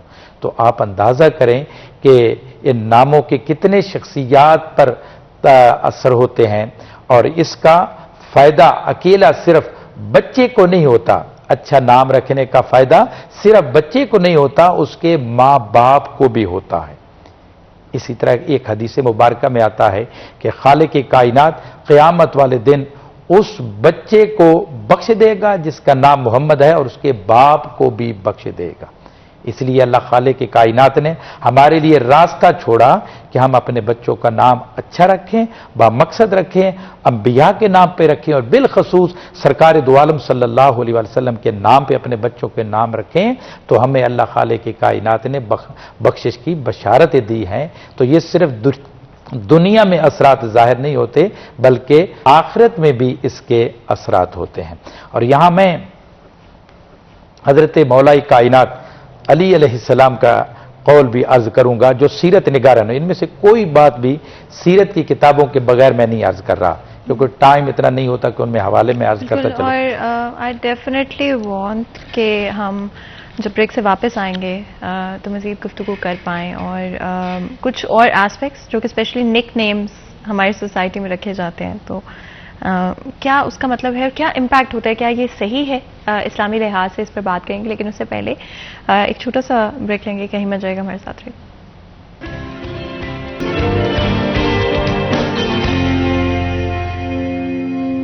Welcome back. سیریز 10 میں ایک دفعہ پھر آپ کو خوش آمدید کہتے ہیں۔ بریک میں جانے سے پہلے گفتگو جاری تھی، بات کریں ناموں کے امپیکٹ کے حوالے سے۔ بالکل جب ہم بریک میں گئے اس وقت ایک سوال جو کہ میں چاہی تھی اگر ہم ڈسکس کر سکیں، اسپیشلی نک نیمز کو لے کر، کئی دفعہ ناموں کو بگاڑ دیا جاتا ہے کہ یا تو پیار میں جاتا ہے، یہ آف کورس کوئی ملیشیس انٹینٹ میرا نہیں خیال کبھی ہوتی ہے، اسپیشلی آپ کے جو پیارے ہوتے ہیں یا آپ کے دوست ہوتے ہیں ان کے، لیکن کیا یہ صحیح ہے اور کیا اس کا کوئی نیگیٹو پاسبلی امپیکٹ ہو سکتا ہے بچے کے اوپر؟ اس حوالے سے قرآن حکیم نے بڑے واضح طور پہ اس امر کو اجاگر کیا ہے۔ اللہ ارشاد فرماتے ہیں انسانیت کے لیے اس میں بڑا درس ہے کہ بچے کا نام یا کسی کا نام بگاڑ کے یا کنیت کو بگاڑ کے نہ لو، بعد اس کے کہ آپ جو ایمان لائے اور ایمان لانے کے بعد ان کے نام کا بگاڑ کرنا یہ شرعاً درست نہیں۔ آگے اللہ ارشاد فرماتے ہیں اگر اس نے توبہ نہ کی، یعنی ایک نام والدین نے رکھا ہے، اس کے خاندان نے مل کے ایک اللہ کے احکام اور سنت نبوی صلی اللہ علیہ وسلم کے مطابق سوچ بچار کر کے نام رکھا ہے، اور معاشرے کا کوئی آدمی اللہ فرماتے ہیں اس کے نام کو بگاڑ کر بولے، تو اللہ فرماتے ہیں اگر اس نے توبہ نہ کی تو وہ ظالموں میں سے ہوگا۔ رحمت دو عالم صلی اللہ علیہ وسلم نے شدید ترین عذاب کی نوید دی اس آدمی کے لیے جو کسی کا نام بگاڑ کر کہے۔ جہاں تک تعلق ہے رحمت دو عالم صلی اللہ علیہ وسلم، جیسے علامہ صاحب نے فرمایا یہ مسند میں بھی الفاظ ہیں، ابو داؤد شریف میں بھی، کہ رحمت دو عالم صلی اللہ علیہ وسلم کے جلیل القدر ساتھی حضرت فاروق اعظم رضی اللہ تعالی عنہ، آپ صلی اللہ علیہ وسلم تشریف لائے تو ان کی بیٹی کا نام آسیہ تھا۔ عبداللہ بن عمر فرماتے ہیں کہ رسالت میں آپ صلی اللہ علیہ وسلم نے اس بچی سے نام دریافت کیا، اس نے کہا جی میرا نام آسیہ ہے، تو کریم آقا مولا صلی اللہ علیہ وسلم نے ان کا نام تبدیل فرما دیا اور جمیلہ نام رکھا۔ آپ تو بہت اچھی شکل والی ہو۔ تو اس سے مطلب یہ ہے کہ والدین کو سوچ بچار کے نام رکھنا چاہیے۔ اگر اہل علم درست نہ سمجھے تو انہیں نام تبدیل کیا جا سکتا ہے۔ اس حوالے سے بچوں کے اوپر سینکڑوں واقعات ایسے کتب حدیث میں اور سیرت النبی صلی اللہ علیہ وسلم میں موجود ہیں کہ رحمت دو عالم صلی اللہ علیہ وسلم نے بچوں کی سرزنش فرمائی کہ والدین نے سوچ سمجھ کے نام رکھا اور بچوں نے اب از خود نام تبدیل کیا تو اس کی ممانت ہے شرعن. بچے اپنا نام خود تبدیل نہیں کر سکتے کیونکہ والدین نے ان کے نام اللہ کے احکام اور سنت صلی اللہ علیہ وسلم سے روشنی میں رکھے ہیں. تو اس سے پتہ چلتا ہے کہ والدین جہاں اپنی اولاد کے لیے دعا کرتے ہیں اللہ صالح اولاد نصیب فرما، جس طرح ان کے لیے ساری زندگی جدوجہد کرتے ہیں، اسی طرح پہلا تحفہ جو ہے نام کا خوبصورت دیتے ہیں. بچوں کو چاہیے کہ بچیوں کو چاہیے کہ اس نام کی عزت اور لاج رکھیں. معاشرے میں جو ماں باپ نے نام رکھا ہے اسی طرح کا کردار اور عمل پیش کر کے معاشرے کو خوبصورت بنانے میں اپنا کردار ادا کریں، تاکہ لوگ یہ نہ کہیں کہ نام تو اچھا ہے کام اچھا نہیں ہے. اسی لیے نبی رحمت دو عالم صلی اللہ علیہ وسلم کا اسم گرامی جو ہے آج پوری دنیا کے اندر جو سروے کیے گئے ان میں سب سے زیادہ مقبول ترین نام جو ہے دنیا میں بچوں کے رکھے گئے وہ محمد ہے صلی اللہ علیہ وسلم. تو ہم اسی لیے والدہ نے احمد رکھا، محمد، اور آپ کہہ سکتے ہیں کہ آج زمانہ روشن ہے نور محمد صلی اللہ علیہ وسلم سے. تو ہمیں چاہیے، ضرورت سمر کی ہے، اچھے نام رکھیں اور بچے ماں باپ کے نام جو رکھے ہیں ان کی لاج رکھیں. علامہ صاحب، جب ہم بچوں کے نام کی بات کرتے ہیں، اکثر دفعہ جس طرح آپ نے بھی کہا کہ کئی دفعہ بچے بڑے ہوتے ہیں اور نام کو تبدیل کرنا چاہتے ہیں یا اس کے معنی یا اس کی پروننسیشن تبدیل کرنا چاہتے ہیں. کیا وہ درست ہے اگر کسی نام کو بچہ کسی لیجٹمیٹ ریزن سے، کسی ایکچولی لاجیکل ریزن کی وجہ سے تبدیل کرنا چاہے آگے جاتے ہو؟ ہاں بالکل، میں آپ کی اس بات کو بھی ایڈریس کرتا ہوں، لیکن میں تھوڑی پچھلی گفتگو بھی کنٹینیو کروں گا کہ میں مولا کائنات حضرت علی علیہ السلام کا قول عرض کر رہا تھا کہ حضرت علی علیہ السلام فرماتے ہیں کہ جب کچھ لوگ کسی مشورے کے لیے اکٹھے ہوتے ہیں اور ان لوگوں کے اندر محمد نام والا شخص اگر بیٹھا ہو تو اللہ خالق کی کائنات ان کے مشورے میں برکت عطا فرما دیتا ہے. اور اسی طریقے سے امام حسین علیہ السلام تاجدار کربلا، امام حسین علیہ السلام، آپ نے ایک اور بڑی پیاری بات فرمائی. آپ نے فرمایا کہ اگر کسی عورت کے ہاں اولاد ہونے والی ہو اور وہ عورت یہ تہیہ کر لے، ارادہ کر لے کہ میرے ہاں جب نومولود بچہ پیدا ہوگا میں اس کا نام محمد رکھوں گی، تو امام حسین علیہ السلام فرماتے ہیں کہ خالق کی کائنات اتنا کرم فرما دے گا کہ اگر بیٹی بھی ہوئی تو اللہ خالق کی کائنات اس کو بیٹے کی صورت میں بدل دے گا. یہ اس مالک کے کام ہے، وہ ایسے کر سکتا ہے رب ذوالجلال. تو میں یہاں یہ بات آپ کے پہلے سوال کا جواب کہ ناموں کے اثرات ہوتے ہیں. ابھی ماں نے صرف ارادہ کیا تو اللہ خالق کی کائنات نے اس کا اثر دکھایا کہ بچہ یعنی نرینہ اولاد عطا فرما دیتا ہے. بلکہ اس میں ایک روایت میں آتا ہے کہ حضرت جلیلہ بنت جلیل ایک خاتون سرکار دو عالم صلی اللہ علیہ وسلم کی بارگاہ میں حاضر ہوئی اور عرض کرتی آقا میری اولاد زندہ نہیں بچتی، تو آپ مہربانی فرمائیں مجھے کچھ دعا دیں یا کوئی اس کا حل بتائیں. آقا علیہ السلام نے ایک ہی حل اس کو بتایا کہ جلیلہ جا، اب جب تیرے ہاں اولاد ہونے والی ہوگی نا تو دل میں ارادہ کر لینا کہ میں اس کا نام محمد رکھوں گی، اللہ تعالیٰ تیری اولاد کو سلامت رکھے گا. پھر اللہ خالق کی کائنات نے اس عورت کو اولاد عطا فرمائی، بیٹا عطا فرمایا، اس نے محمد نام رکھا. اور آج بھی بحرین میں سب سے زیادہ اولاد سب سے بڑا خاندان اس خاتون کا ہے. اور اب رہ گئی آپ کی وہ بات کہ نام چینج کرنے والے. تو نام جیسا میں نے پہلے عرض کر دیا ہے کہ نام اگر کوئی با مقصد نہیں ہے تو اس کو بالکل چینج کرنا چاہیے. جب اللہ کے نبی نے چینج کر دیا تو ہمارے لیے راستے کھل گئے کہ ہم اس نام کو چینج کرنا چاہتے ہیں تو بے شک اس نام کو چینج کر لیں، لیکن چینج کریں یا وہ رکھیں. جیسے علامہ صاحب فرما رہے تھے ہم خرابی یہ کرتے ہیں کہ نام اچھے رکھ لیتے ہیں. یہ تو ایک اچھا عمل ہے کہ اچھے اچھے نام رکھ لیتے ہیں لیکن ہم پھر مڑ کے ان ناموں سے پکارتے نہیں ہیں. عبد الرحیم نام رکھ لیتے ہیں لیکن اس کو پتہ نہیں رحمہ क्या पुकारते हैं, बल्कि हम ये नाम रख लेते हैं गुलाम मोहम्मद, और पुकारा जाता है गामा। गामा, ये बिल्कुल मिसाल मौजूद है मेरे पास। तो कितना अच्छा नाम, और हम उसको किस तरफ ले गए। जब हम अच्छा नाम रख के उसको पुकारेंगे उस तरह नहीं, तो फिर उस नाम की बरकत हमें क्या मिलेंगी। जाहिर बात है, अगर कोई काम करने से नेकियां मिलती हैं और उस काम को जब उल्टा कर दिया जाए तो वो गुनाह भी मिलेगा। इसमें मैं मिसाल देता हूं ये कि हम हरमैन शरीफ में जाते हैं, एक नेकी 1 लाख के बराबर है, तो यकीनन वहां एक गुनाह भी फिर ऐसे ही होगा।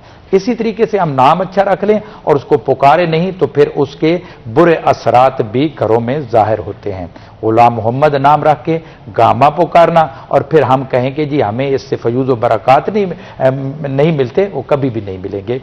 उल्टा नाम कुरान में, बल्कि जैसे अल्लामा साहब ने बार बार जोर दिया कि कुरान में आता है, कुरान पाक में अल्लाह खालिक कायनात ने फरमाया वला तनाबजू बिल अलकाब, किसी को बुरे नाम से मत पुकारो, ये कुरान का हुक्म है। और हम मुसलमान होकर खराबी ये बनती है कि हम कुरान पाक का तर्जमा नहीं पढ़ते, कुरान पर गौर नहीं करते। कुरान हमें बुरे अलकाब, बुरे नामों से मना कर रहा है और हम उस पर निकनेम रख के उसको उल्टा टोनी और इस तरह के, हालांकि अंग्रेज ऐसे टोनी पप्पू ये वो कुत्तों के नाम रखते हैं और हम अपने बच्चों का नाम रख लेते हैं। जो चीजें वो कुत्तों की तरफ मंसूब करते हैं, हम मुसलमान वो बच्चों की तरफ मंसूब कर लेते हैं। और फिर हम कहते हैं जी बरक़ात नहीं है, इस्लाम की बरक़ात हैं, हम इस्लाम के तरीके पर चलते नहीं हैं। लिहाजा हमें बिल्कुल इस बात में कोई रोक टोक नहीं है कि अगर किसी बच्चे का नाम अच्छा नहीं है तो मैं कहता हूं फौरी तौर पर वो नाम चेंज करना चाहिए और चेंज करके कोई अच्छा नाम का इंतखाब करना चाहिए। और मैं यहां इस प्रोग्राम में ये भी अर्ज करूंगा कि बच्चों की तरबियत भी हमें इस पर भी ख्याल करना चाहिए। बच्चों की तरबियत करते हुए पूरी कोशिश करनी चाहिए कि बच्चों को मारना नहीं चाहिए। और बिलखसूस वालिदैन के लिए मैं अर्ज कर रहा हूं, असातिज़ा के लिए अर्ज कर रहा हूं कि बच्चे को मुंह पर थप्पड़ नहीं मारना चाहिए। अगर ऐसा कोई मारेगा तो वो बच्चा आइंदा के लिए वो क्या कहते हैं पंजाबी में, वो डीठ हो जाएगा, फिर वो उस पर आपकी बातों का असर नहीं होगा। इसलिए बच्चों को पहली बात है तो मार के समझाना नहीं चाहिए और बिलखसूस किसी दूसरे के सामने कतई बच्चे को नहीं मारना चाहिए। अगर मारेंगे डांटेंगे तो बच्चे के अंदर अच्छे असरात नहीं जाएंगे। जैसे ना वो एक बात मशहूर है और बिल्कुल हकीकत है कि छोटे बड़ों से असर लेते हैं। अगर हमें ये किसी के सामने कोई हमें बात कहे तो हमें इंसल्ट महसूस होती है, तो बच्चे इससे ज्यादा आजकल करते हैं, बच्चे बहुत फास्ट हैं। इसलिए बच्चों की तरबियत करते हुए वालिदैन को यह ख्याल करना चाहिए कि किसी के सामने बच्चे को नहीं डांटना चाहिए, तन्हाई में बच्चे को समझाना चाहिए। जितना प्यार से बच्चे को, अगर मैं कहता हूं अल्लाह और अल्लाह के रसूल के तालीम की मिसालें देकर अगर समझाएं और नबी रहमत सल्लल्लाहु अलैहि वसल्लम के मुताल्लिक मिसालें देकर समझाएं तो ये सबसे ज्यादा बेहतर होगा। मैं यहाँ एक वाकया मशहूर है, हकीकत का उसका क्या ताल्लुक है मेरे पास इस वक्त आवाज करनी है कि हसनैन करीमैन ने देखा कि एक बुजुर्ग वुजू कर रहे हैं, तो उन्होंने देखा कि ये वुजू करने में गलतियां कर रहे हैं, सही नहीं कर रहे हैं। अगर आपकी इजाजत हो तो बिल्कुल छोटा सा ब्रेक लेंगे, जब ब्रेक से वापस आएंगे तो यहीं से कंटिन्यू करेंगे, कहीं मत जाइएगा, हमारे साथ रहिए।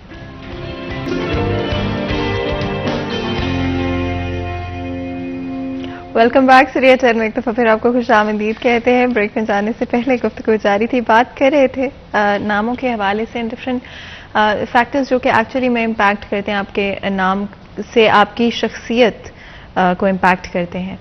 अलामा साहब, अगर आप जहाँ से आपकी मुझे आपकी बात काटनी पड़ी थी तो अगर वहीं से आप कंटिन्यू कर। तो मैं अर्ज कर रहा था कि इमाम हसन अलैहिस्सलाम और इमाम हुसैन के सामने एक बुजुर्ग कहते हैं कि वुजू कर रहे थे और उनके वुजू करने में कुछ अंदाज सही नहीं था या अहसन तरीके से वुजू नहीं फरमा रहे थे। तो हसनैन करीमैन ने ये सोचा कि अगर हम इनको कहें कि जी आप वुजू गलत कर रहे हैं तो ये बुजुर्ग हैं, माइंड करेंगे। उन्होंने क्या किया, उन्होंने कहा कि बाबा जी हम आपके सामने वुजू करते हैं और अगर हमारी कोई गलती हो तो इस्लाह कर देना। उन्होंने वुजू करना शुरू कर दिया। जब वो हसनैन करीमैन वुजू करके खड़े हुए पूछा कि बाबा जी हमारा वुजू सही है, तो बाबा जी कहने लगे हाँ बच्चों آپ کا وضو صحیح ہے، میرا غلط تھا. تو بچوں کو تربیت کے میں خاص طور پر اب اس بات پہ آ گیا تھا کہ بچوں کی تربیت جو ہے نا وہ بڑے احسن انداز سے کریں. خاص طور پر میں یہاں والدین پر آج کے اس پروگرام کی وساطت سے زور دوں گا کہ بچوں کو کہنے کے بجائے بچوں کے سامنے کریں، کہنے کے بجائے کریں. ہم کیا کرتے ہیں، اساتذہ بھی والدین بھی، بچوں کہو السلام علیکم ورحمۃ اللہ، گھر آتے ہوئے کہو السلام علیکم، استاد کو جا کے کہو السلام علیکم. لیکن جب باپ باہر سے گھر آتا ہے تو وہ اپنے بچوں کو سلام نہیں کہتا، وہ اپنی بیوی کو سلام نہیں کہتا. حالانکہ اگر ہم اسلام کی تعلیم پر غور کریں تو ایک حدیث میں آتا ہے کہ نبی پاک صلی اللہ علیہ وسلم کے پاس ایک شخص آیا اور اس نے عرض کیا، یا رسول اللہ صلی اللہ علیہ وسلم میرے گھر کے حالات بڑے خراب ہیں. تو نبی رحمت صلی اللہ علیہ وسلم نے فرمایا کہ جب تو باہر سے گھر آتا ہے نا تو گھر والوں کو کہا کرو السلام علیکم ورحمۃ اللہ، اور ساتھ ہی فرمایا کہ اگر گھر میں کوئی نہ ہو تو پھر کہہ دیا کرو السلام علیکہ یا رسول اللہ. بالکل. اینڈ آف کورس جتنا ہو سکے ہم کوشش کر سکتے ہیں کہ ہم سیکھیں، اور آج کے دن اسپیشلی ہماری یہی کوشش رہتی ہے کہ آپ لوگوں کو سیکھنے کا موقع ملے، اینڈ اسپیشلی بچوں کے حوالے سے کہاں پر ہم غلطیاں کریں، کہاں پر ہم صحیح کریں. علامہ صاحب، جب ہم بچوں کے نام رکھتے ہیں، اسپیشلی ہم جب محمد نام رکھتے ہیں، جب ہم علی نام رکھتے ہیں بچوں کا، حسن حسین رکھتے ہیں، تو یہ ان ناموں کی جو رسپیکٹ ہے وہ ایک اور ہی لیول پر ہے، ایک اور ہی ڈفرینٹ طرح سے ہے. ان ناموں کو کس طرح سے پکارا جائے؟ حقیقت تو یہ ہے جی کہ ہمارا معاشرہ جو ہے نام تو بہت اچھے رکھے جاتے ہیں، لیکن ضرورت اس امر کی ہے، جیسے علامہ صاحب نے فرمایا کہ تعلیمات دین، تعلیمات اسلام سے ان کے قلوب کو منور و روشن کیا جائے. ایک آدمی کا نام محمد ہے تو محمد صلی اللہ علیہ وسلم کا غلام بھی ثابت ہو. ایک بچے کا نام حسنین کریمین کے نام پہ ہے تو ان کی خدمات، ان کی غلبہ دین کے لیے جد و جہد، ان کے آگے وہ سارا پس منظر جو ہے وہ سامنے رکھنا چاہیے.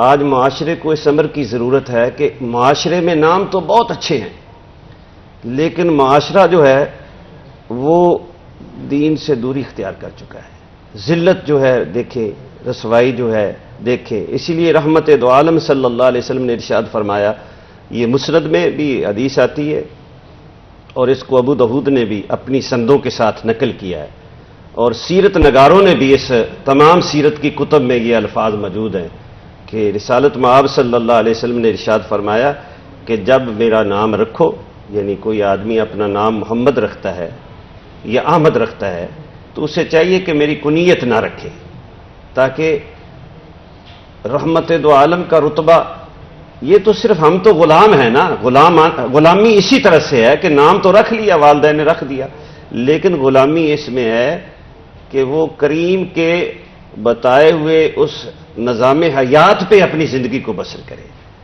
تو آج ہم میرے آقا صلی اللہ علیہ وسلم کا یہ ارشاد جو ہے قیامت تک کے لیے، رہتی دنیا تک، اقوام عالم کے لیے، پوری دنیا کے لیے اور ادیان کے تمام معاشروں نے تسلیم کیا اس فرمان کو اور اس کو اپنا اساس بنایا اپنے دین کی. حضور نے ارشاد فرمایا کہ معاشرہ جو ہے وہ 3 باتوں پہ کھڑا ہے، خوبصورت بن سکتا ہے، عزت پا سکتا ہے، شان و شوکت مل سکتی ہے معاشرے میں، خاندان کو، کہ میرے آقا کریم صلی اللہ علیہ وسلم نے فرمایا کہ جو بڑا ہے وہ چھوٹے پہ شفقت کرے، جو چھوٹا ہے وہ بڑوں کا احترام کرے، اور جو معاشرے کے لوگ ہیں اہل علم کی عزت کرے، تکریم کرے، جو ایسا نہ کرے وہ ہم میں سے نہیں ہے. تو آج ضرورت اس امر کی ہے کہ نام اچھے رکھنے کے ساتھ ساتھ انہیں کتاب اللہ اور سنت رسول اللہ صلی اللہ علیہ وسلم کی تعلیمات سے آگاہی دی جائے، تاکہ وہ دین کے لیے، معاشرے کے لیے اور انسانیت کے لیے بہت اچھے ثابت ہوں. میں نے آپ کو مثال دی تھی کہ محمد علی جناح رحمۃ اللہ علیہ، نام محمد علی تھا نا، علامہ اقبال محمد اقبال، تو انہوں نے اتنی مسلمانوں کے لیے تڑپ رکھی کہ رحمت دو عالم صلی اللہ علیہ وسلم کے گنبد خضرا کی خیرات لے کر ایک بہت بڑا وطن جو تھا وہ مسلمانوں کے نصیب میں آیا، حصے میں آیا، ذلت سے نکالا مسلمانوں کو.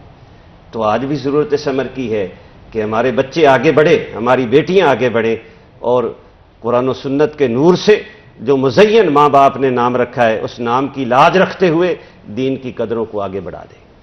بات ہے. علامہ صاحب کچھ ایسے نام، ہمارے پاس بہت ہی وقت اب کم باقی ہے تو کوشش کرتے ہیں کہ جلدی سے اس چیز کے بارے میں بھی بات کریں. کچھ ایسے نام جو کہ والدین آج اگر بیٹیوں کے لیے اپنے انتخاب کر سکتے ہیں اور جن کے معنی اچھے ہوں. بیٹیوں کے لیے جی اس میں بھی ہمارے لیے بالکل مثال موجود ہے کہ ازواج انبیاء ان کے ناموں کا انتخاب کرنا چاہے، اور میرا تو سیدھی بات ہے فیورٹ نام ہے سیدہ فاطمہ الزہرا سلام اللہ علیہا. آپ کی بیٹیاں زینب، حضور علیہ السلام نے اکثر بچیوں کا نام زینب بدل کے زینب بھی رکھا ہے. تو یہ نام بہت اچھے ہیں اور ان اچھے ناموں کا ہم انتخاب کریں گے تو ہمارے لیے یہ بہت زیادہ فائدہ ہوگا. اور بالخصوص میں یہاں عرض کروں گا کہ کوئی بھی فرد، نوجوانوں کے لیے خاص طور پر یہ پیغام ہے کہ جب ہم نے اپنے لیے یا اپنے بچوں کے لیے کوئی رشتے کا انتخاب کرنا ہے تو اس میں ہم نے اہم ترین چیز یہ دیکھنی ہے کہ جس بچی کو رشتے کے لیے پسند کیا جا رہا ہے اس کے اندر دین کتنا ہے، یہ حدیث میں آتا ہے، اس میں سیرت رسول کا کتنا اثر پایا جاتا ہے، دین کتنا پایا جاتا ہے. جبکہ ہم دنیا کو دیکھتے ہیں کہ جہیز کتنا ملے گا، مال کتنے ملے گی، دولت اس کو کتنے ملے گی، یہ چیزیں نہیں اثر انداز کرتی، بلکہ اللہ اور اللہ کے رسول نے ہمارے لیے یہ پیغام دیا ہے کہ ہم اس کے اندر دین کو دیکھیں. جب دین کو دیکھیں گے تو پھر اس سے آنے والی اولاد بھی دیندار ہوگی. بالکل. کیونکہ میں چاہ رہی ہوں کہ ہم اس بارے میں بھی ضرور بات کر پائیں. لڑکوں کے لیے کچھ نام جو آپ کو لگتا ہے کہ اسپیشلی اچھا معنی رکھتے ہیں، اچھے اثرات بچے کی شخصیت پر ہوں گے. دیکھیں میں نے تو پہلے کہہ دیا ہے محترمہ بہن کہ سب سے نام میرے کریم نے فرما دیا، رحمت دو عالم نے فرما دیا انبیاء کے نام پہ اس ماں پہ اپنے نام رکھو. اور پھر آپ نے خود ارشاد فرمایا کہ جس نے میرا نام رکھنا ہے نا محمد یا احمد، وہ میری کنیت نہ ساتھ ملائے، تاکہ یہ فرق رہے کہ امتی اور آقا صلی اللہ علیہ وسلم کا. تو آج ضرورت سمر کی عبداللہ رکھیں، عبد الرحمن رکھیں، حسنین کریمین کے نام سے. اور میرے آقا کریم صلی اللہ علیہ وسلم، آج پوری دنیا معاشرہ اتنا بڑا اور اس میں آج سروے کے مطابق محمد صلی اللہ علیہ وسلم کا نام چمک رہا ہے آفتاب کی طرح. بالکل. اور معاشرے اس سے بہتر اور کیا چیز ہو سکتی ہے. آپ دونوں کا بہت بہت شکریہ جو ہمارے لیے اور ہمارے شو کے لیے وقت نکالنے کے لیے. یہاں پر آج کے پروگرام کا وقت ختم ہوتا ہے. مجھے اجازت دیں، اپنا خیال رکھیں. اللہ حافظ.